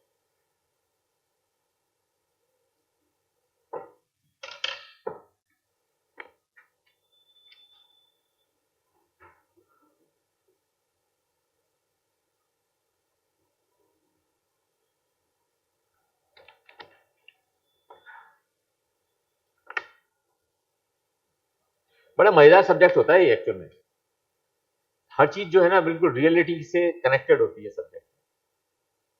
कहीं ऐसा नहीं लगेगा जैसे बड़ा कोई थ्योरिटिकल चीज पढ़ रहे हैं, क्योंकि हमारी जो ब्यूरोक्रेसी बनी है ना वो भी तो इन्हीं सिद्धांतों से बनी हुई है। जो आज मैक्स वेबर के सिद्धांत है वही हमारे यहाँ फॉलो हो रहे हैं। भाई इतना जरूर हो गया कि अब भाई गरीबों की सुनना जरूरी है, मसूरी वाला कर्मयोगी बनना पड़ेगा। आपको पता है मसूरी वाला कर्मयोगी बनना है भाई हमें, तो धीरे धीरे, इसलिए धीरे धीरे पढ़ना चाहिए। अगर जल्दी में पढ़ा जाऊं पूरा चैप्टर खत्म, अब कहोगे यार ये क्या मतलब था, इसका मतलब क्या था, अब ये बैठ जाएंगे मन में आपके, आपको पता रहेगा यार ये इसका मतलब ये था, अब ये कहीं जाने वाला नहीं है। तो घिस्सा पट्टी करके नहीं पढ़ाना अपने का, अपने टाइम लगेगा, ज्यादा लग जाए, लेकिन बच्चे के क्वेश्चन में आंसर लिखते समय उसको ये ना लगे कि मैं कहां से लिखूंगा, ये समझ में नहीं आ रहा क्या लिखा हुआ है। दैट इज द थिंग, हमेशा याद रखो जब आप पढ़ाई कर रहे हो ना सिविल सर्विसेज की, यही है खासियत कि आपको सक्षमता आ जानी चाहिए। जब कोर्स पूरा हो जाए ऑप्शनल का तो आपको कि हाँ यार कोई सा भी क्वेश्चन आ जाए मैं कर दूंगा उसको। अगर वो कर पाता है ना टीचर तब तो बात भी, नहीं तो क्यों पढ़ा रहे, मतलब ही नहीं। मुझे कोई कोर्स कंप्लीट करना मेरे को थोड़ी है जिम्मेदारी, मतलब मेरे लिए खुद के लिए थोड़ी है, मेरे को अपना एग्जाम थोड़ी देना है। मेरे को तो जो मेरे बच्चे हैं उनको एग्जाम सक्सेसफुली होना चाहिए, उनके नंबर अच्छे आने चाहिए, 300 के आसपास नंबर आने चाहिए, तब मेरा सफलता है। बच्चा अटका ही रहे उसमें क्या फायदा। चलो, तो सेकंड जो उन्होंने सिद्धांत दिया कि हायरार्किकल ऑथोरिटी होनी चाहिए, बार बार वही चीज रिपीट होंगी।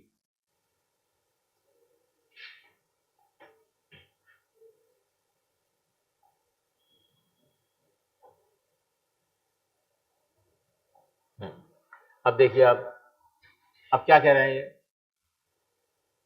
Hierarchical authority. हायरार्किकल का मतलब एक पिरामिड के रूप में हायरार्की होनी चाहिए, यानी कि सबको बराबर अधिकार नहीं होने चाहिए। अधिकार तो बराबर होने चाहिए, क्योंकि अधिकार बराबर होने का मतलब होता है जो जिस पोस्ट पे है उस पे काम करने का उसका अधिकार है। इसका मतलब सब बराबर है। सब बराबर कैसे हुए कि जो भी जिसके लिए, ये वेबर की बड़ी थ्योरी का बड़ा इंपॉर्टेंट हिस्सा है, कि जो भी जिसके लिए नियत है काम उसके तो उसका अधिकार है पूरा, तो सब बराबर हुए। यानी कि हर व्यक्ति अपने अधिकारों के अनुसार ब्यूरोक्रेसी में काम करता है, इससे सब बराबर है। ये फर्क है भाई, आपको इतने निर्णय लेने का अधिकार है, मुझे फाइल पे एनालिसिस करने का अधिकार, मुझे फाइल को पुटअप करने का अधिकार, सब बराबर है। मैं भी अगर मैं लिख रहा हूं और आप उसको पालना नहीं कर रहे, यानी कि अगर you are my joint secretary, आपने कोई मेरे लिए एक नोट बना के भेजा कि इसके अंदर मैं ये कार्य प्रस्तावित करता हूं, ये रूल ये कहता है, इस रूल के हिसाब से ये है, आपने बड़ा अपने हिसाब से भेजा। अब मैं अगर आपके प्रस्ताव से असहमत होता हूं, अब है मुश्किल, असली चीज ब्यूरोक्रेट की ये है, आपको पता है कि ये निर्णय अगर मैं ले लूंगा तो दिक्कत आ जाएगी, अब आपको काउंटर करना है, जो बच्चे ने निर्णय लिख दिया, जो उसने प्रस्ताव कर दिया, अब मुझे दुगनी तिगनी चार गुनी मेहनत करनी पड़ेगी, क्योंकि ये तो उसके लेवल है ना, बराबर है भाई, उसका अधिकार था, उसने अपने बराबरी में उसको यूज कर लिया। अब मुझे ये जस्टिफाई करना पड़ेगा कि मैं, इस बच्चे ने जो लिखा है उसको मैं इसलिए नहीं मान रहा हूं, और अब मैं जो निर्णय ले रहा हूं वो इस आधार पर ले रहा हूं। यस, रेशनल, रेशनल लॉजिकल, तार्किक रूप से उसको समझ में आना चाहिए। ओके, तो हायरार्किकल ऑथोरिटी का मतलब होता है कि किसी भी ब्यूरोक्रेसी में हायरार्की के अंदर डिफरेंट पोजीशंस होती हैं। जब तो सीख गए होंगे आप, बार बार मैं बता चुका हूं आपको कि है, हाँ, पिरामिड होता है। In a bureaucracy there are, बड़ी कमजोर है मैंने, ये क्या हो रहा है। So in a bureaucracy there are many hierarchical positions. This is essentially the trademark foundation of a bureaucracy. एक बार क्वेश्चन आया था, what is the trademark foundation of bureaucracy? Simple question था, 10 मार्क्स का। तो क्या आपने को लिखना था इसके अंदर? कुछ नहीं, ये हायरार्किकल ऑथोरिटीज होती हैं। एक ऐसा स्ट्रक्चर होता है जिसके अंदर हर स्तर पर अलग अलग काम करने के लिए अलग अलग व्यक्ति होते हैं। Simple. Okay, hierarchy basically is a system in which different positions are related in order of precedence. In order of precedence means सबसे ऊंचा वाला ये काम करेगा, उसके नीचे वाला ये काम करेगा, उससे नीचे, उससे नीचे, उससे नीचे नहीं है। तो हर व्यक्ति के द्वारा क्या काम किया जाना है वो उसके ऑर्डर ऑफ प्रेफरेंस के अनुसार लिखा होता है और वैसा ही करना होता है। क्या कहना है, दोबारा देखो। Hierarchy is a system in which different positions are related in order of precedence and in which the highest rung on the ladder has the greatest power. क्या मतलब हुआ इसका?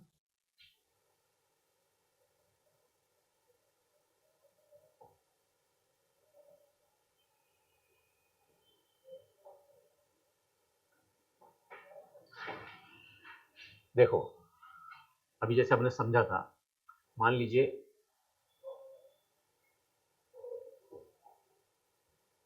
ये हमारा सेक्रेटरी है,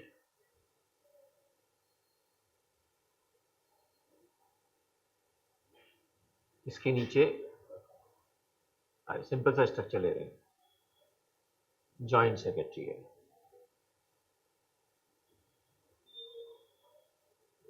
अब आप खुद ही बता दोगे इसको।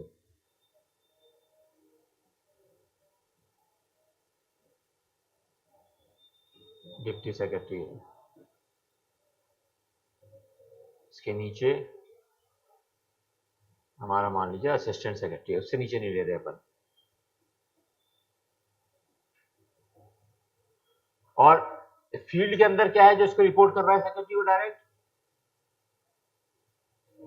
कमिश्नर है। तो बड़े मजेदार सब्जेक्ट है ये, इसको रिपोर्ट कर रहा है। उसके नीचे संभागीय अधिकारी हैं, डिविजनल लेवल ऑफिसर्स।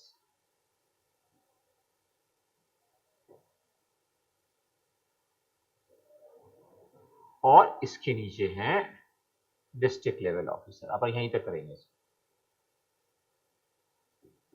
ये हो गए डिस्ट्रिक्ट लेवल।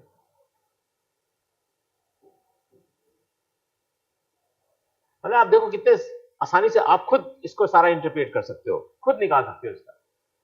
अब हम लोगों ने इतने से सीख रहे थे, बार बार सीखा हमने कि भाई ये तो प्रस्ताव को दे रहा है, ये एनालिसिस कर रहा है, ये प्रस्ताव कर रहा है कि ये कार्रवाई होनी चाहिए, और ये ले रहा है डिसीजन।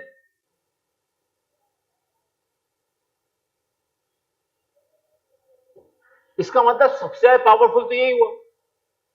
तो जो हायरार्की में सबसे ऊंचा होगा उसकी पावर भी सबसे ज्यादा होगी। पावर, पावर की बात कर रहे हैं यहां पे हम। तो हम कह रहे हैं यहां पर क्योंकि डिसीजन मेकिंग है तो ये पावर भी है इसके पास और ऑथोरिटी भी है, दोनों चीजें हैं।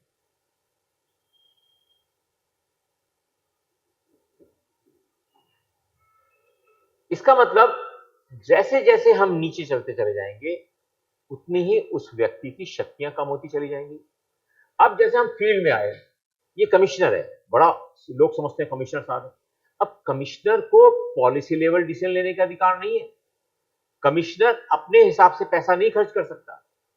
तो इसको क्या दे रखा है पावर, भाई तुम्हें जो हम सैंक्शन करके दे रहे हैं, जो हम पैसा दे रहे हैं, जो स्कीम का है,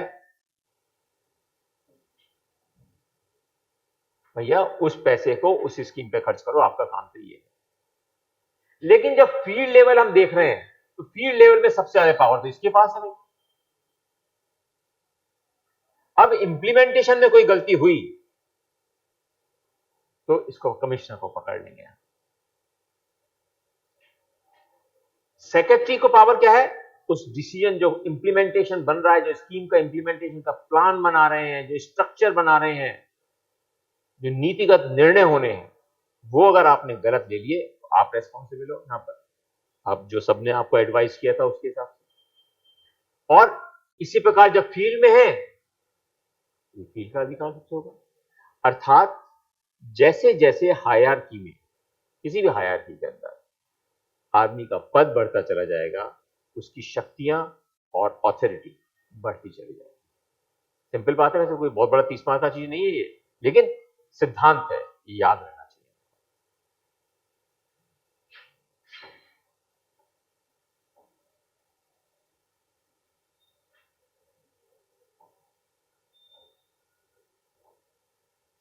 So the bottom layers are always subject to supervision and control of higher layers. Simple बात है। अगर आज ज्वाइंट सेक्रेटरी है तो काम की सारी परख, अच्छा तुमने गड़बड़ करी। मैं आपको एक छोटा सा एग्जाम्पल बताऊं।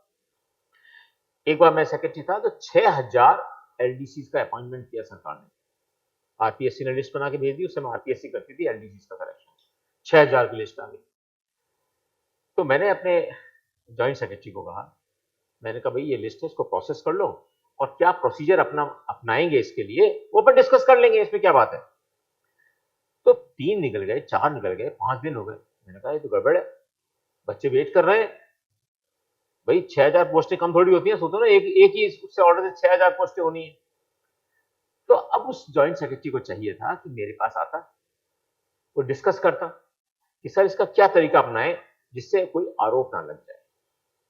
तो कह सकता है ना भाई इस एलडीसी को आपने एक्साइज डिपार्टमेंट में लगा दिया, इसको सेल्स टैक्स में लगा दिया, इसको पीडब्ल्यूडी में लगा दिया, और ये आपका जान पहचान का नहीं था या आपको उसने संतुष्ट नहीं किया तो आपने आयुर्वेद डिपार्टमेंट में लगा दिया, एजुकेशन में लगा दिया।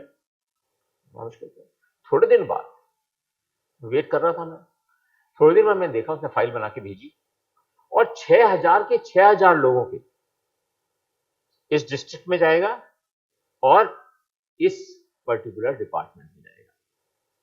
पूरी लिस्ट बना दी उसने। जब मैंने फाइल देखी तो मुझे उसमें सुगंध आ रही थी।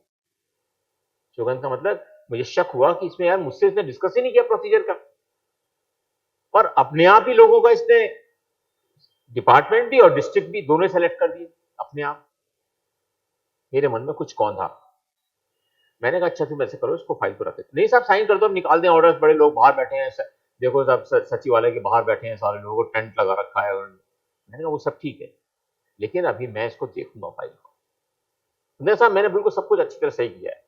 मैंने कहा जब भी जाओ, अब मुझे शक हो गया, मैंने कहा ये इंसिस्ट क्यों कर रहा है, फाइल दे दी ठीक है, सीनियर ऑफिसर है वो अपने हिसाब से निर्णय लेगा, यस करेगा, मैं तो यस ही करता अगर मान लो उससे वो इतना इंसिस्ट भी नहीं करता तो। अब मैंने इसकी तहकीकात लगाई, क्योंकि मैं जयपुर का रहने वाला हूँ, गांव का आदमी हूँ, तो गांव वालों की थोड़ी जान पहचान होती है ना ज्यादा लोगों की, भाई ये यहाँ पे कहीं चपरासी, कहीं कुछ सब कुछ होते हैं लोग। तो मैंने उससे कहा, मैंने कहा यार पता लगाओ क्या हुआ। उसने बताया साहब एक एक आदमी से 5-5 लाख रुपए लिए गए हैं। अगर मैंने कहा अगर 100 आदमियों ने भी ऐसे रिश्वत दे दी होगी तो 500 तो कितने, मतलब ये तो बड़ा भयंकर मामला हो रहा है। मैंने उस फाइल को अपने पास रखा, घर आया रात को, मैंने बहुत सोचा क्या करना चाहिए, क्या करना चाहिए, क्या करना चाहिए। मैंने एक कंप्यूटर प्रोग्राम बनवाया। मैंने कहा देखो ऐसा करेंगे, उसको बिल्कुल शामिल नहीं किया, वो दे गया फाइल, मैंने कहा तुम बैठो अपना अलग। उसको बाद में मैंने एसीडी का केस दर्ज कराया था। मैंने एक कंप्यूटर प्रोग्राम बनाया कि जिसके अंदर हम नामों की जो आरपीएससी सिलेक्टेड लिस्ट आई है, एक तरफ वो होगी और दूसरी तरफ डिस्ट्रिक्ट और डिपार्टमेंट होंगे, रैंडमली सबको मिल जाएगा। बनाया साहब, 2-3 दिन लगे, एप्लीकेशन बनाने में टाइम तो लगता है 2-3 दिन का। उसके बाद में डाला कंप्यूटर पर, लिस्ट आ गई बन के। हमने कहा ऑर्डर करो अपॉइंटमेंट। वो तो घबरा गया, इतने पैसे वापस करने। सबसे बड़ी दिक्कत क्या होती है, जो आदमी करप्ट होता है ना, अब पैसे वापस देने में उसको दिक्कत आती है। वो समझता है मेरा पैसा था ये। जैसे वो ले लेता है ना रिश्वत, तो वो समझने लग जाता है कि ये मेरा पैसा है, ये तो मेरा हो गया, अब वापस देना। अब जिसको मान लीजिए पैसा ले लिया कि भाई तू सेल्स टैक्स मिलेगा तेरे को और इस डिस्ट्रिक्ट में जाएगा तू आराम से तेरे वाले, उसको नहीं हुआ तो आएगा, ला मेरे पैसे दिया आपने, कैसे दिया, हल्ला मचना शुरू हो जाएगा। और हो गया हल्ला मचना शुरू। तो लोग पहुंच गए, उसने लोगों को भड़काया कि देखो तुम तो जाओ हाई कोर्ट, रिट करो। कि साहब जॉइंट सेक्रेटरी ने लिस्ट बनाई थी, उसको बिना किसी आधार के सेक्रेटरी साहब ने चेंज कर दिया। मैंने अपनी लिस्ट को चीफ सेक्रेटरी और सीएम से भी अप्रूव करा दिया था, इतनी मैंने प्रिकॉशन करी थी, बिकॉज मैं एक नया प्रोसीजर कर रहा था। हाई कोर्ट ने बुलाया मुझे डीबी के सामने, मैं खुद भी गया, तो उन्होंने कहा कि आप बोलना चाहते हैं। मैंने कहा हाँ मैं बोलना चाहता हूँ। मैंने कहा sir this is the procedure और एक भी एक्सेप्शन नहीं है, और 6000 आदमियों को कुछ भी करेंगे तो गड़बड़ हो जाएगी सर, इसके अंदर कोई कहीं मिस्टेक नहीं है। एक एक आदमी को हमने कंप्यूटर से अलॉट किया। हाई कोर्ट ने उनकी रिट रिजेक्ट कर दी। वो लोग सुप्रीम कोर्ट पहुंच गए, सुप्रीम कोर्ट में भी वो केस हार गए। उस आदमी के अगेंस्ट, उस ऑफिसर जो था मेरा आईएएस ऑफिसर था, मैंने उसके अगेंस्ट एसीडी के अंदर, एंटी करप्शन डिपार्टमेंट के अंदर लॉन्च कराया, केस चलता रहा, प्रमोशन नहीं हुआ उसका बहुत सालों में। तो ये जो चीज है ना, ये मैक्स वेबर ने जो बनाया है, ये हायरार्किकल जो अथॉरिटी है, आपको, मेरे को अधिकार था उसके अगेंस्ट एक्शन लेने का, वो मेरे से जबरदस्ती फाइल नहीं निकाल सकता था। तो हायरार्किकल अथॉरिटी का मतलब होता है किसी भी ब्यूरोक्रेसी में जो हायरार्की में डिफरेंट लेवल पे लोग बैठे हैं, उनको अपने से नीचे का जो व्यक्ति है, जो ऑफिसर है, उस पर कार्रवाई करने का पूरा अधिकार, ये इसके अंदर बताया गया है। द बॉटम लेयर्स, जो सबसे नीचे लेयर पे बैठे हैं, the bottom layers are always subjected to supervision and control by higher layers. Simple बात है ये। इसलिए मैं कहता हूं बच्चों से, पता नहीं क्यों बच्चे पब्लिक एडमिनिस्ट्रेशन को पता नहीं होता ना उनको क्या होता है इसके अंदर, वो लेते नहीं सब्जेक्ट को। अगर वो ले लेना तो उनका पढ़ाई का लोड 1/3 रह जाए। ये इतना सरल सब्जेक्ट होता है। और सब्जेक्ट में तो आप कहाँ, जैसे वो आपने लिया एंथ्रोपोलॉजी, अब कहाँ रटोगे उन शब्दों को, ये बायोलॉजी, ये वो पीएसआई, और इतना लंबा चौड़ा वो थ्योरी पॉलिटी की पढ़ रहे हो और वो इंटरनेशनल की थ्योरीज पढ़ रहे हो, पता नहीं कहाँ कहाँ। लेकिन बच्चे के पब्लिक एडमिनिस्ट्रेशन के बारे में पता नहीं होता है। अच्छा, मैं तो क्योंकि 40 साल इसी का हिस्सा रहा हूँ, मेरे को तो एक एक रग रग पता है इसकी। तो जब मैं आपको समझाऊंगा तो आपको कठिन लगेगा ही नहीं कोई चीज, आपको लगेगा हाँ हाँ ये तो ऑर्डिनरी बात है भाई, वेबर कह रहा है और मैं कह रहा हूँ उसको बता रहा हूँ, क्योंकि वो तो एक्चुअल में है ना। तो वो रिलेशन आपको डायरेक्ट हर सब्जेक्ट, हर चैप्टर में ये रिलेशनशिप मिलेगा। ओके, दिस हायरार्की रिफ्लेक्ट्स, ये इंपॉर्टेंट लाइन है कि ये जो हायरार्की होती है, ये उस ऑर्गेनाइजेशन में जो भी हायरार्की बन गई है ऊपर नीचे, ये उसके कम्युनिकेशन को तो बता रही है कि जो आज एएन है वो कम्युनिकेट करेगा एक्सीएन से। अब एएन डायरेक्ट तो सेक्रेटरी पीडब्ल्यूडी से थोड़ी आगे बात कर सकता है, वो तो अपने जो एएन है तो एक्सीएन को करेगा अपने शिकायत, जो भी दर्द दुख है या कोई काम है। तो ब्यूरोक्रेसी के अंदर जो हायरार्की का प्रिंसिपल ये है, ये हायरार्की एक अपने आप बहुत बड़ा कम्युनिकेशन का चैनल बना देती है और निर्धारित कर देती है कि भाई इस पूरे ऑर्गेनाइजेशन के अंदर डिफरेंट लेवल्स पर किस प्रकार से कम्युनिकेशन एक दूसरे का होगा। ओके, और ये मैंने आपको कल बताया था कि डेलीगेशन ऑफ पावर्स, तो चार्ट होता है, डेलीगेशन ऑफ पावर का चार्ट दोबारा आज बना देते हैं, इससे कि जो आज कोई नए बच्चे आए हैं ऑनलाइन को पता चल जाएगा। ये डेलीगेशन ऑफ पावर बड़ी इंटरेस्टिंग चीज होती है। डेलीगेशन बेसिकली डेलीगेटेड लेजिस्लेशन होता है, यानी कि हमको अधिकार जो मिले हुए हैं, हम पूरे सारा काम मैं तो कर नहीं सकता। मैं मान लीजिए सेक्रेटरी फॉरेस्ट था तो मैं सारा काम थोड़ी कर सकता हूँ। सेंचुरीज भी देख रहा हूँ, तो नेशनल पार्क भी देख रहा हूँ, फॉरेस्ट लैंड देख रहा हूँ, रिजर्व फॉरेस्ट देख रहा हूँ, तो सारा काम तो मैं कर नहीं सकता। इसका मतलब हर अधिकारी, मान लीजिए अपन एग्जाम्पल ऑफ फॉरेस्ट का लेके देखते हैं, अपन फॉरेस्ट का लेके देखें एग्जाम्पल, ये फॉरेस्ट का सेक्रेटरी, फॉरेस्ट सेक्रेटरी एफएस। तो एफएस को ऑल पावर्स, हाईएस्ट लेवल है, सो इसको ऑल पावर्स। ऑल पावर्स का क्या मतलब होता है? एडमिनिस्ट्रेशन में दो तरह की पावर्स होती है। क्या पावर्स होती है दो तरह की? हैं? नहीं, क्या किस तरह के डिसीजन लेने का अधिकार है? बेसिक फंडामेंटल समझ लो, कोई सा भी डिपार्टमेंट, उसको दो पावर्स होती है, ऑल पावर्स। ऑल पावर्स का मतलब हुआ दो तरह की पावर होती है, एडमिनिस्ट्रेटिव पावर्स, एडमिनिस्ट्रेटिव पावर्स, और दूसरी कौन सी होती होंगी? वित्तीय शक्तियां, फाइनेंशियल पावर्स। दो इस तरह की पावर तो होती है, या तो किसी एडमिनिस्ट्रेटिव पावर या वित्तीय पावर, यानी कि फाइनेंशियल पावर्स। अब ये फाइनेंशियल पावर्स का मतलब क्या हुआ और एडमिनिस्ट्रेटिव पावर्स का क्या मतलब हुआ? एडमिनिस्ट्रेटिव पावर का मतलब हुआ कि आपने योजना के ढांचे को अप्रूव किया, स्ट्रक्चर को अप्रूव किया, यानी कि इंप्लीमेंटेशन स्ट्रक्चर को अप्रूव किया, इंप्लीमेंटेशन स्ट्रक्चर।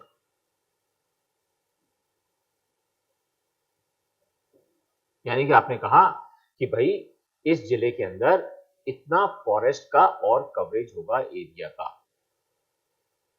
यह होता है एडमिनिस्ट्रेटिव पावर। एडमिनिस्ट्रेटिव सैंक्शन निकलती है इस चीज के लिए, इस एडमिनिस्ट्रेटिव पावर के आधार पर एडमिनिस्ट्रेटिव सैंक्शन निकलती है,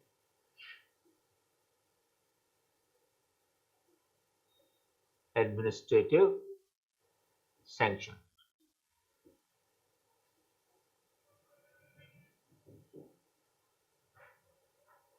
और इसी प्रकार फाइनेंशियल पावर्स होती है कि भाई अगर 25 करोड़ तक का कोई काम है तो सेक्रेटरी साहब को पावर है, 25 करोड़ तक का साहब ये कर रहे हैं तो फाइनेंशियल सैंक्शन निकालेंगे जितनी उनको अधिकार है। अब लेकिन इतनी सारी योजनाएं, इतने सारे काम फॉरेस्ट के, अब मैं सबको नहीं निकालने बैठूंगा। तो हमने कहा कि देखो भाई, पावर्स तो फाइनेंस फॉरेस्ट सेक्रेटरी की इतनी हैं, लेकिन ऐसा करते हैं, इन पावर्स को जो principal chief conservator of forest होता है, इसको पीसीसीएफ कहते हैं, पीसीसीएफ, यानी कि principal chief conservator of forest.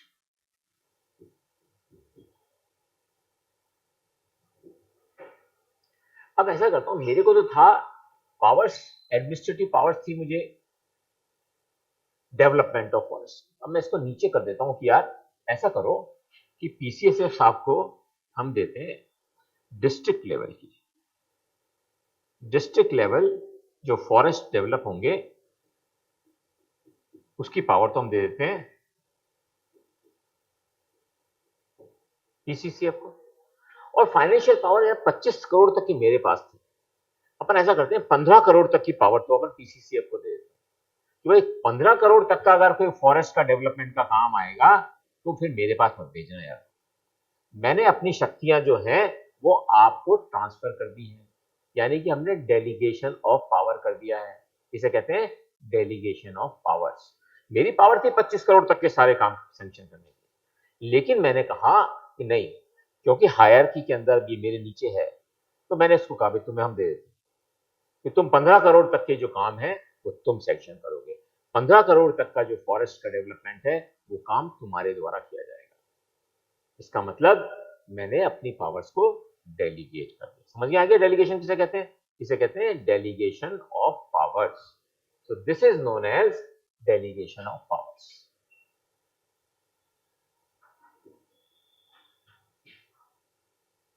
Delegation of powers.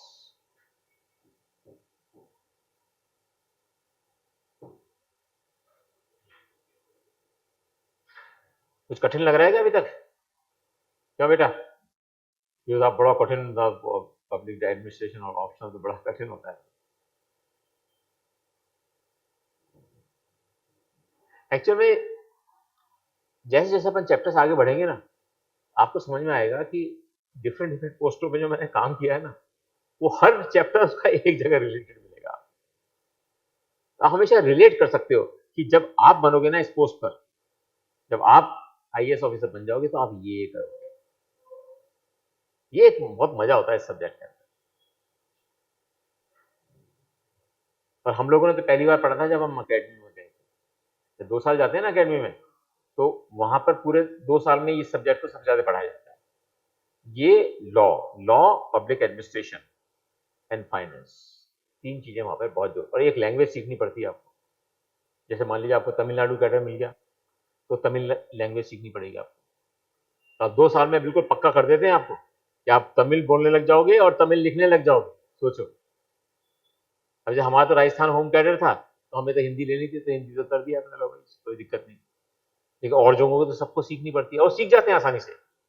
और ऐसा भी नहीं कोई बड़ा मुश्किल मामला हो रहा हो, सिखा इतनी मुश्किल, जबकि इसकी लिपि कठिन होती है। साउथ इंडियन लैंग्वेजेस की लिखना कितना कठिन है, कहाँ से आए लिखना, फिर बोलना, ये सारी चीजें हमें सीखनी पड़ती है।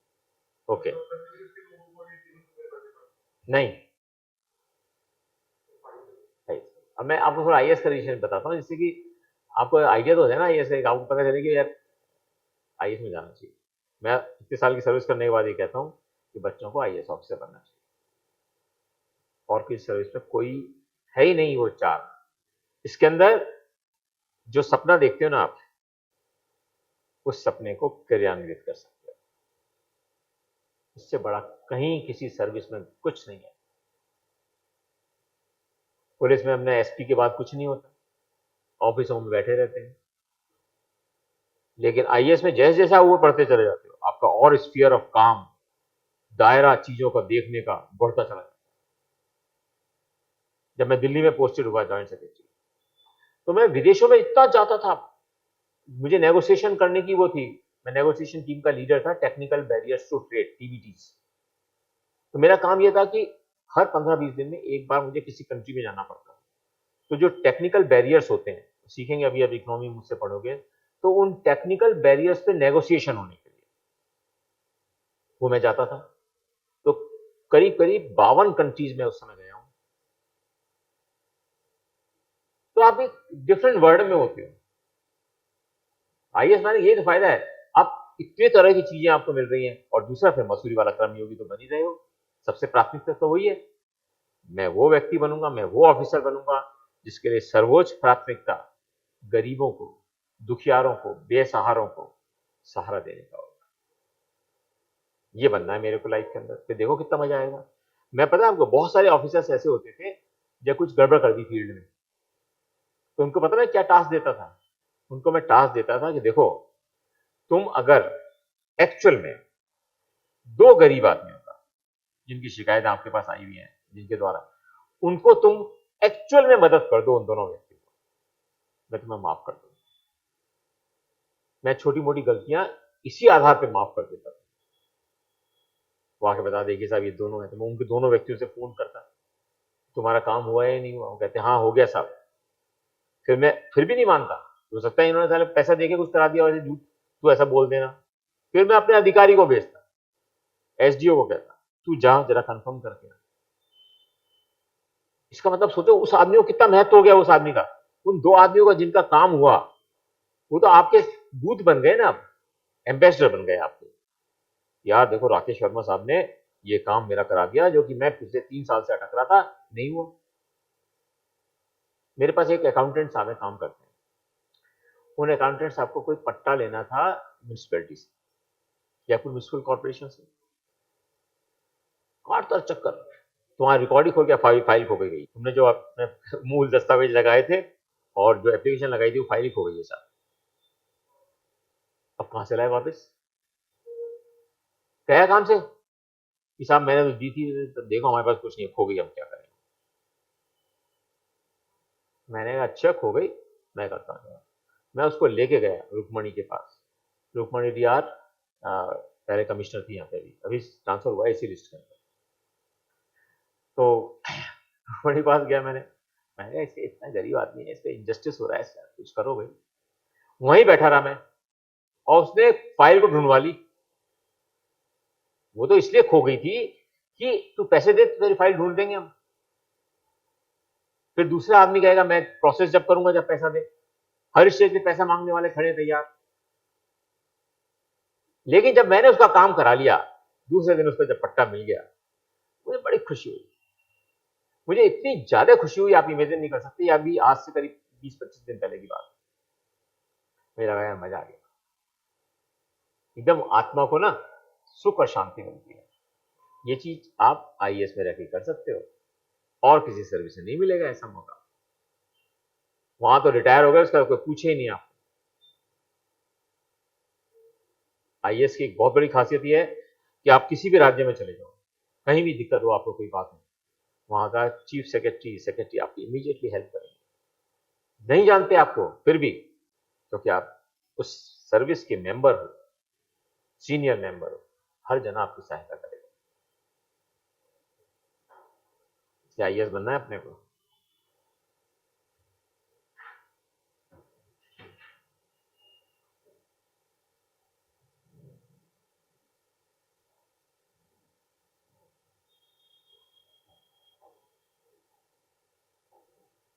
जब थक जाओ तो बता देना मुझे।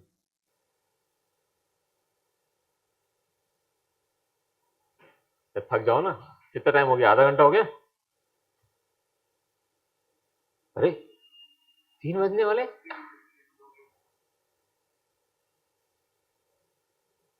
कोई बात नहीं, ये और देखते हैं। फॉर्मल सिलेक्शन, अब इसमें क्या बताना है, इसलिए से डिस्कस कर रहे हैं कि भैया जब ब्यूरोक्रेट लगाओगे तो उसका औपचारिक सिलेक्शन का प्रोसीजर होना चाहिए। आरपीएससी बनाओ, यूपीएससी बनाओ, स्टाफ सिलेक्शन बोर्ड बनाओ, और सारी जगह जगह बनाते हैं, बनाते सबके सबके सिलेक्शन बना रखे हैं। वेबर यही तो कह रहा था। वेबर ने क्या कहा? All employees are selected on the basis of technical skills and competencies. CSAT का एग्जाम नहीं पारित किया तो भैया तुम एलिजिबल नहीं हो। होंगे 30 मार्क का, लेकिन जब तक सीसेट नहीं पास करोगे, मेंस वेंस कुछ नहीं। So all employees are selected on the basis of technical skills and competence through a formal structure of appointment. और उसके लिए हर स्तर पर अलग अलग प्रक्रिया निर्धारित होती है। बिना प्रक्रिया के अब क्लास 4 का अपॉइंटमेंट भी नहीं हो सकता है सरकार में। यही बता रहा है ये। One of the basic principles, क्या है basic principle? One of the basic principles is that employees are paid, किस चीज के लिए? For their services. Yes, of course. And that level of salary is dependent upon their responsibility. No, performance नहीं। Performance में अच्छी कर रहा हूं तो मुझे कोई चीफ सेक्रेटरी की तनख्वाह थोड़ी मिल जाएगी। अकॉर्डिंग टू योर रेस्पॉन्सिबिलिटीज, जो आपकी जिम्मेदारी है, जिस स्तर पर आप डिप्टी सेक्रेटरी हो तो डिप्टी सेक्रेटरी पे अभी आपकी जिम्मेदारी कम है, तो इसलिए आपकी तनख्वाह भी कम होगी। अब आप जूनियर स्केल के आईएएस ऑफिसर फिर सीनियर में मिलोगे तो आपकी रेस्पॉन्सिबिलिटी बढ़ जाएगी, आपकी अकाउंटेबिलिटी बढ़ जाएगी, तो आपकी सैलरी बढ़ी होगी, आप हायर स्केल पे पहुंच जाओगे। सिंपल प्रिंसिपल इसने ये कहा। तो वेबर ये कहता है कि one of the basic principle is that employees are paid for the services and that level of their salary is dependent on their position. किस पोजीशन पे, किस लेवल पे है तो मिलेगा। ओके, कहीं भी कोई दिक्कत हो मुझे पूछ लेना बेटा। कोई भी ऐसा मतलब अपन फ्री टू डिस्कस है एकदम।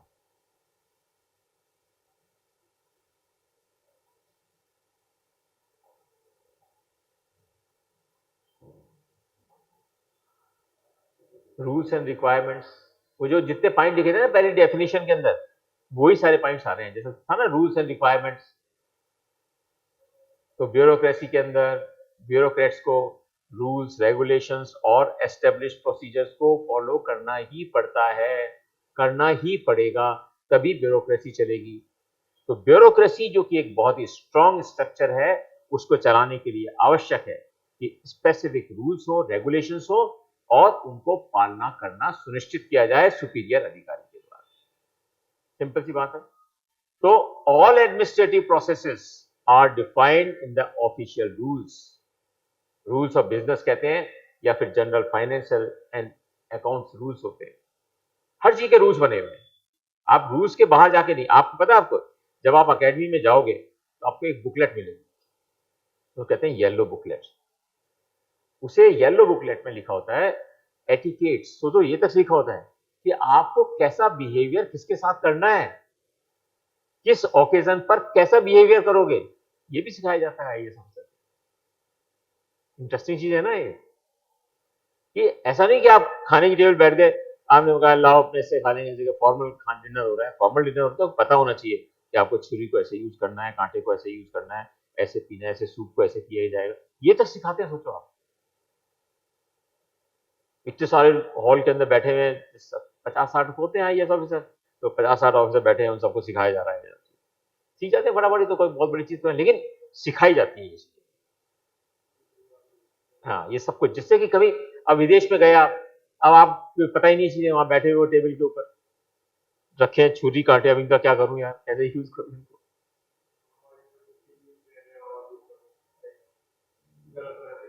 ठीक है।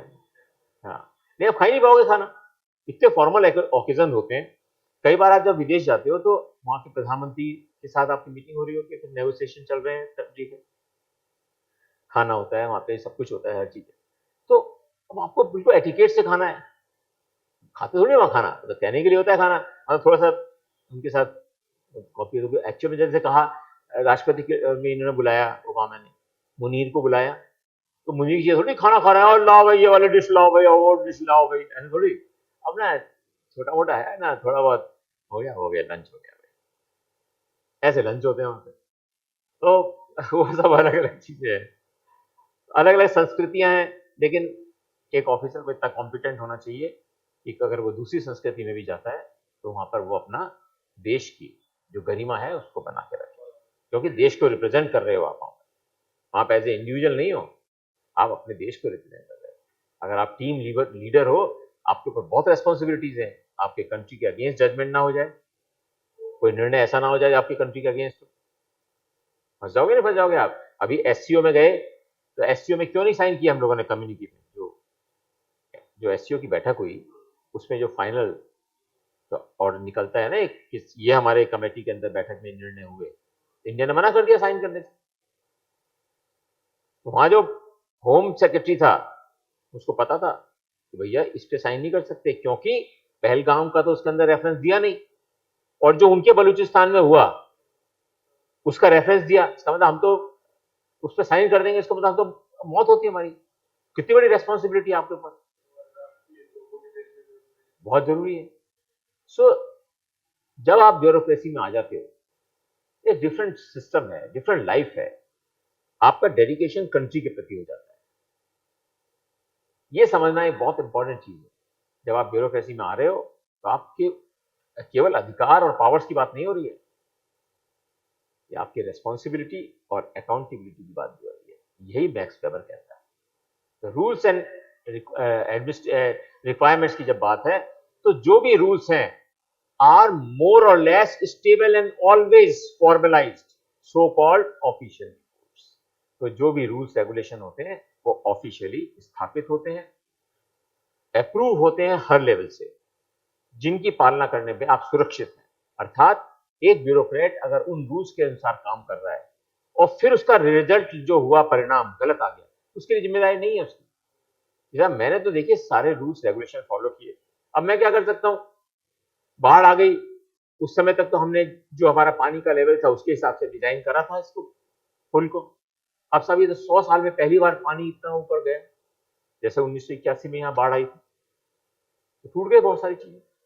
बट आपने रूल्स रेगुलेशन की पालना कर निर्णय लिया, दैट इज वेरी इंपॉर्टेंट, कि जो रूल्स एंड रिक्वायरमेंट्स हैं उनको निश्चित रूप से ब्यूरोक्रेसी को पालना करना होता है। अर्थात it is simply following the established code. Code का मतलब established rules and regulations and established procedure. ये तीन वर्ड हमेशा याद रखो, rules, regulations and established procedures, हर जगह लिखने में काम में आएंगे। सो फाइनली इसने ये कहा कि इसका मतलब ये हुआ, जब हम रूल्स एंड रिक्वायरमेंट्स की बात कर रहे हैं कि जो भी रूल्स बने हुए हैं आदमी को उन्हीं के अनुसार निर्णय लेना है और उसी के अनुसार एक्शन लेते समय बिहेव करना। That is it. आज इतना ही पढ़ेंगे अपन, बाकी कल पढ़ेंगे, ठीक है? तो समझ में आ रहा है थोड़ा बहुत? क्यों बेटा? गुड।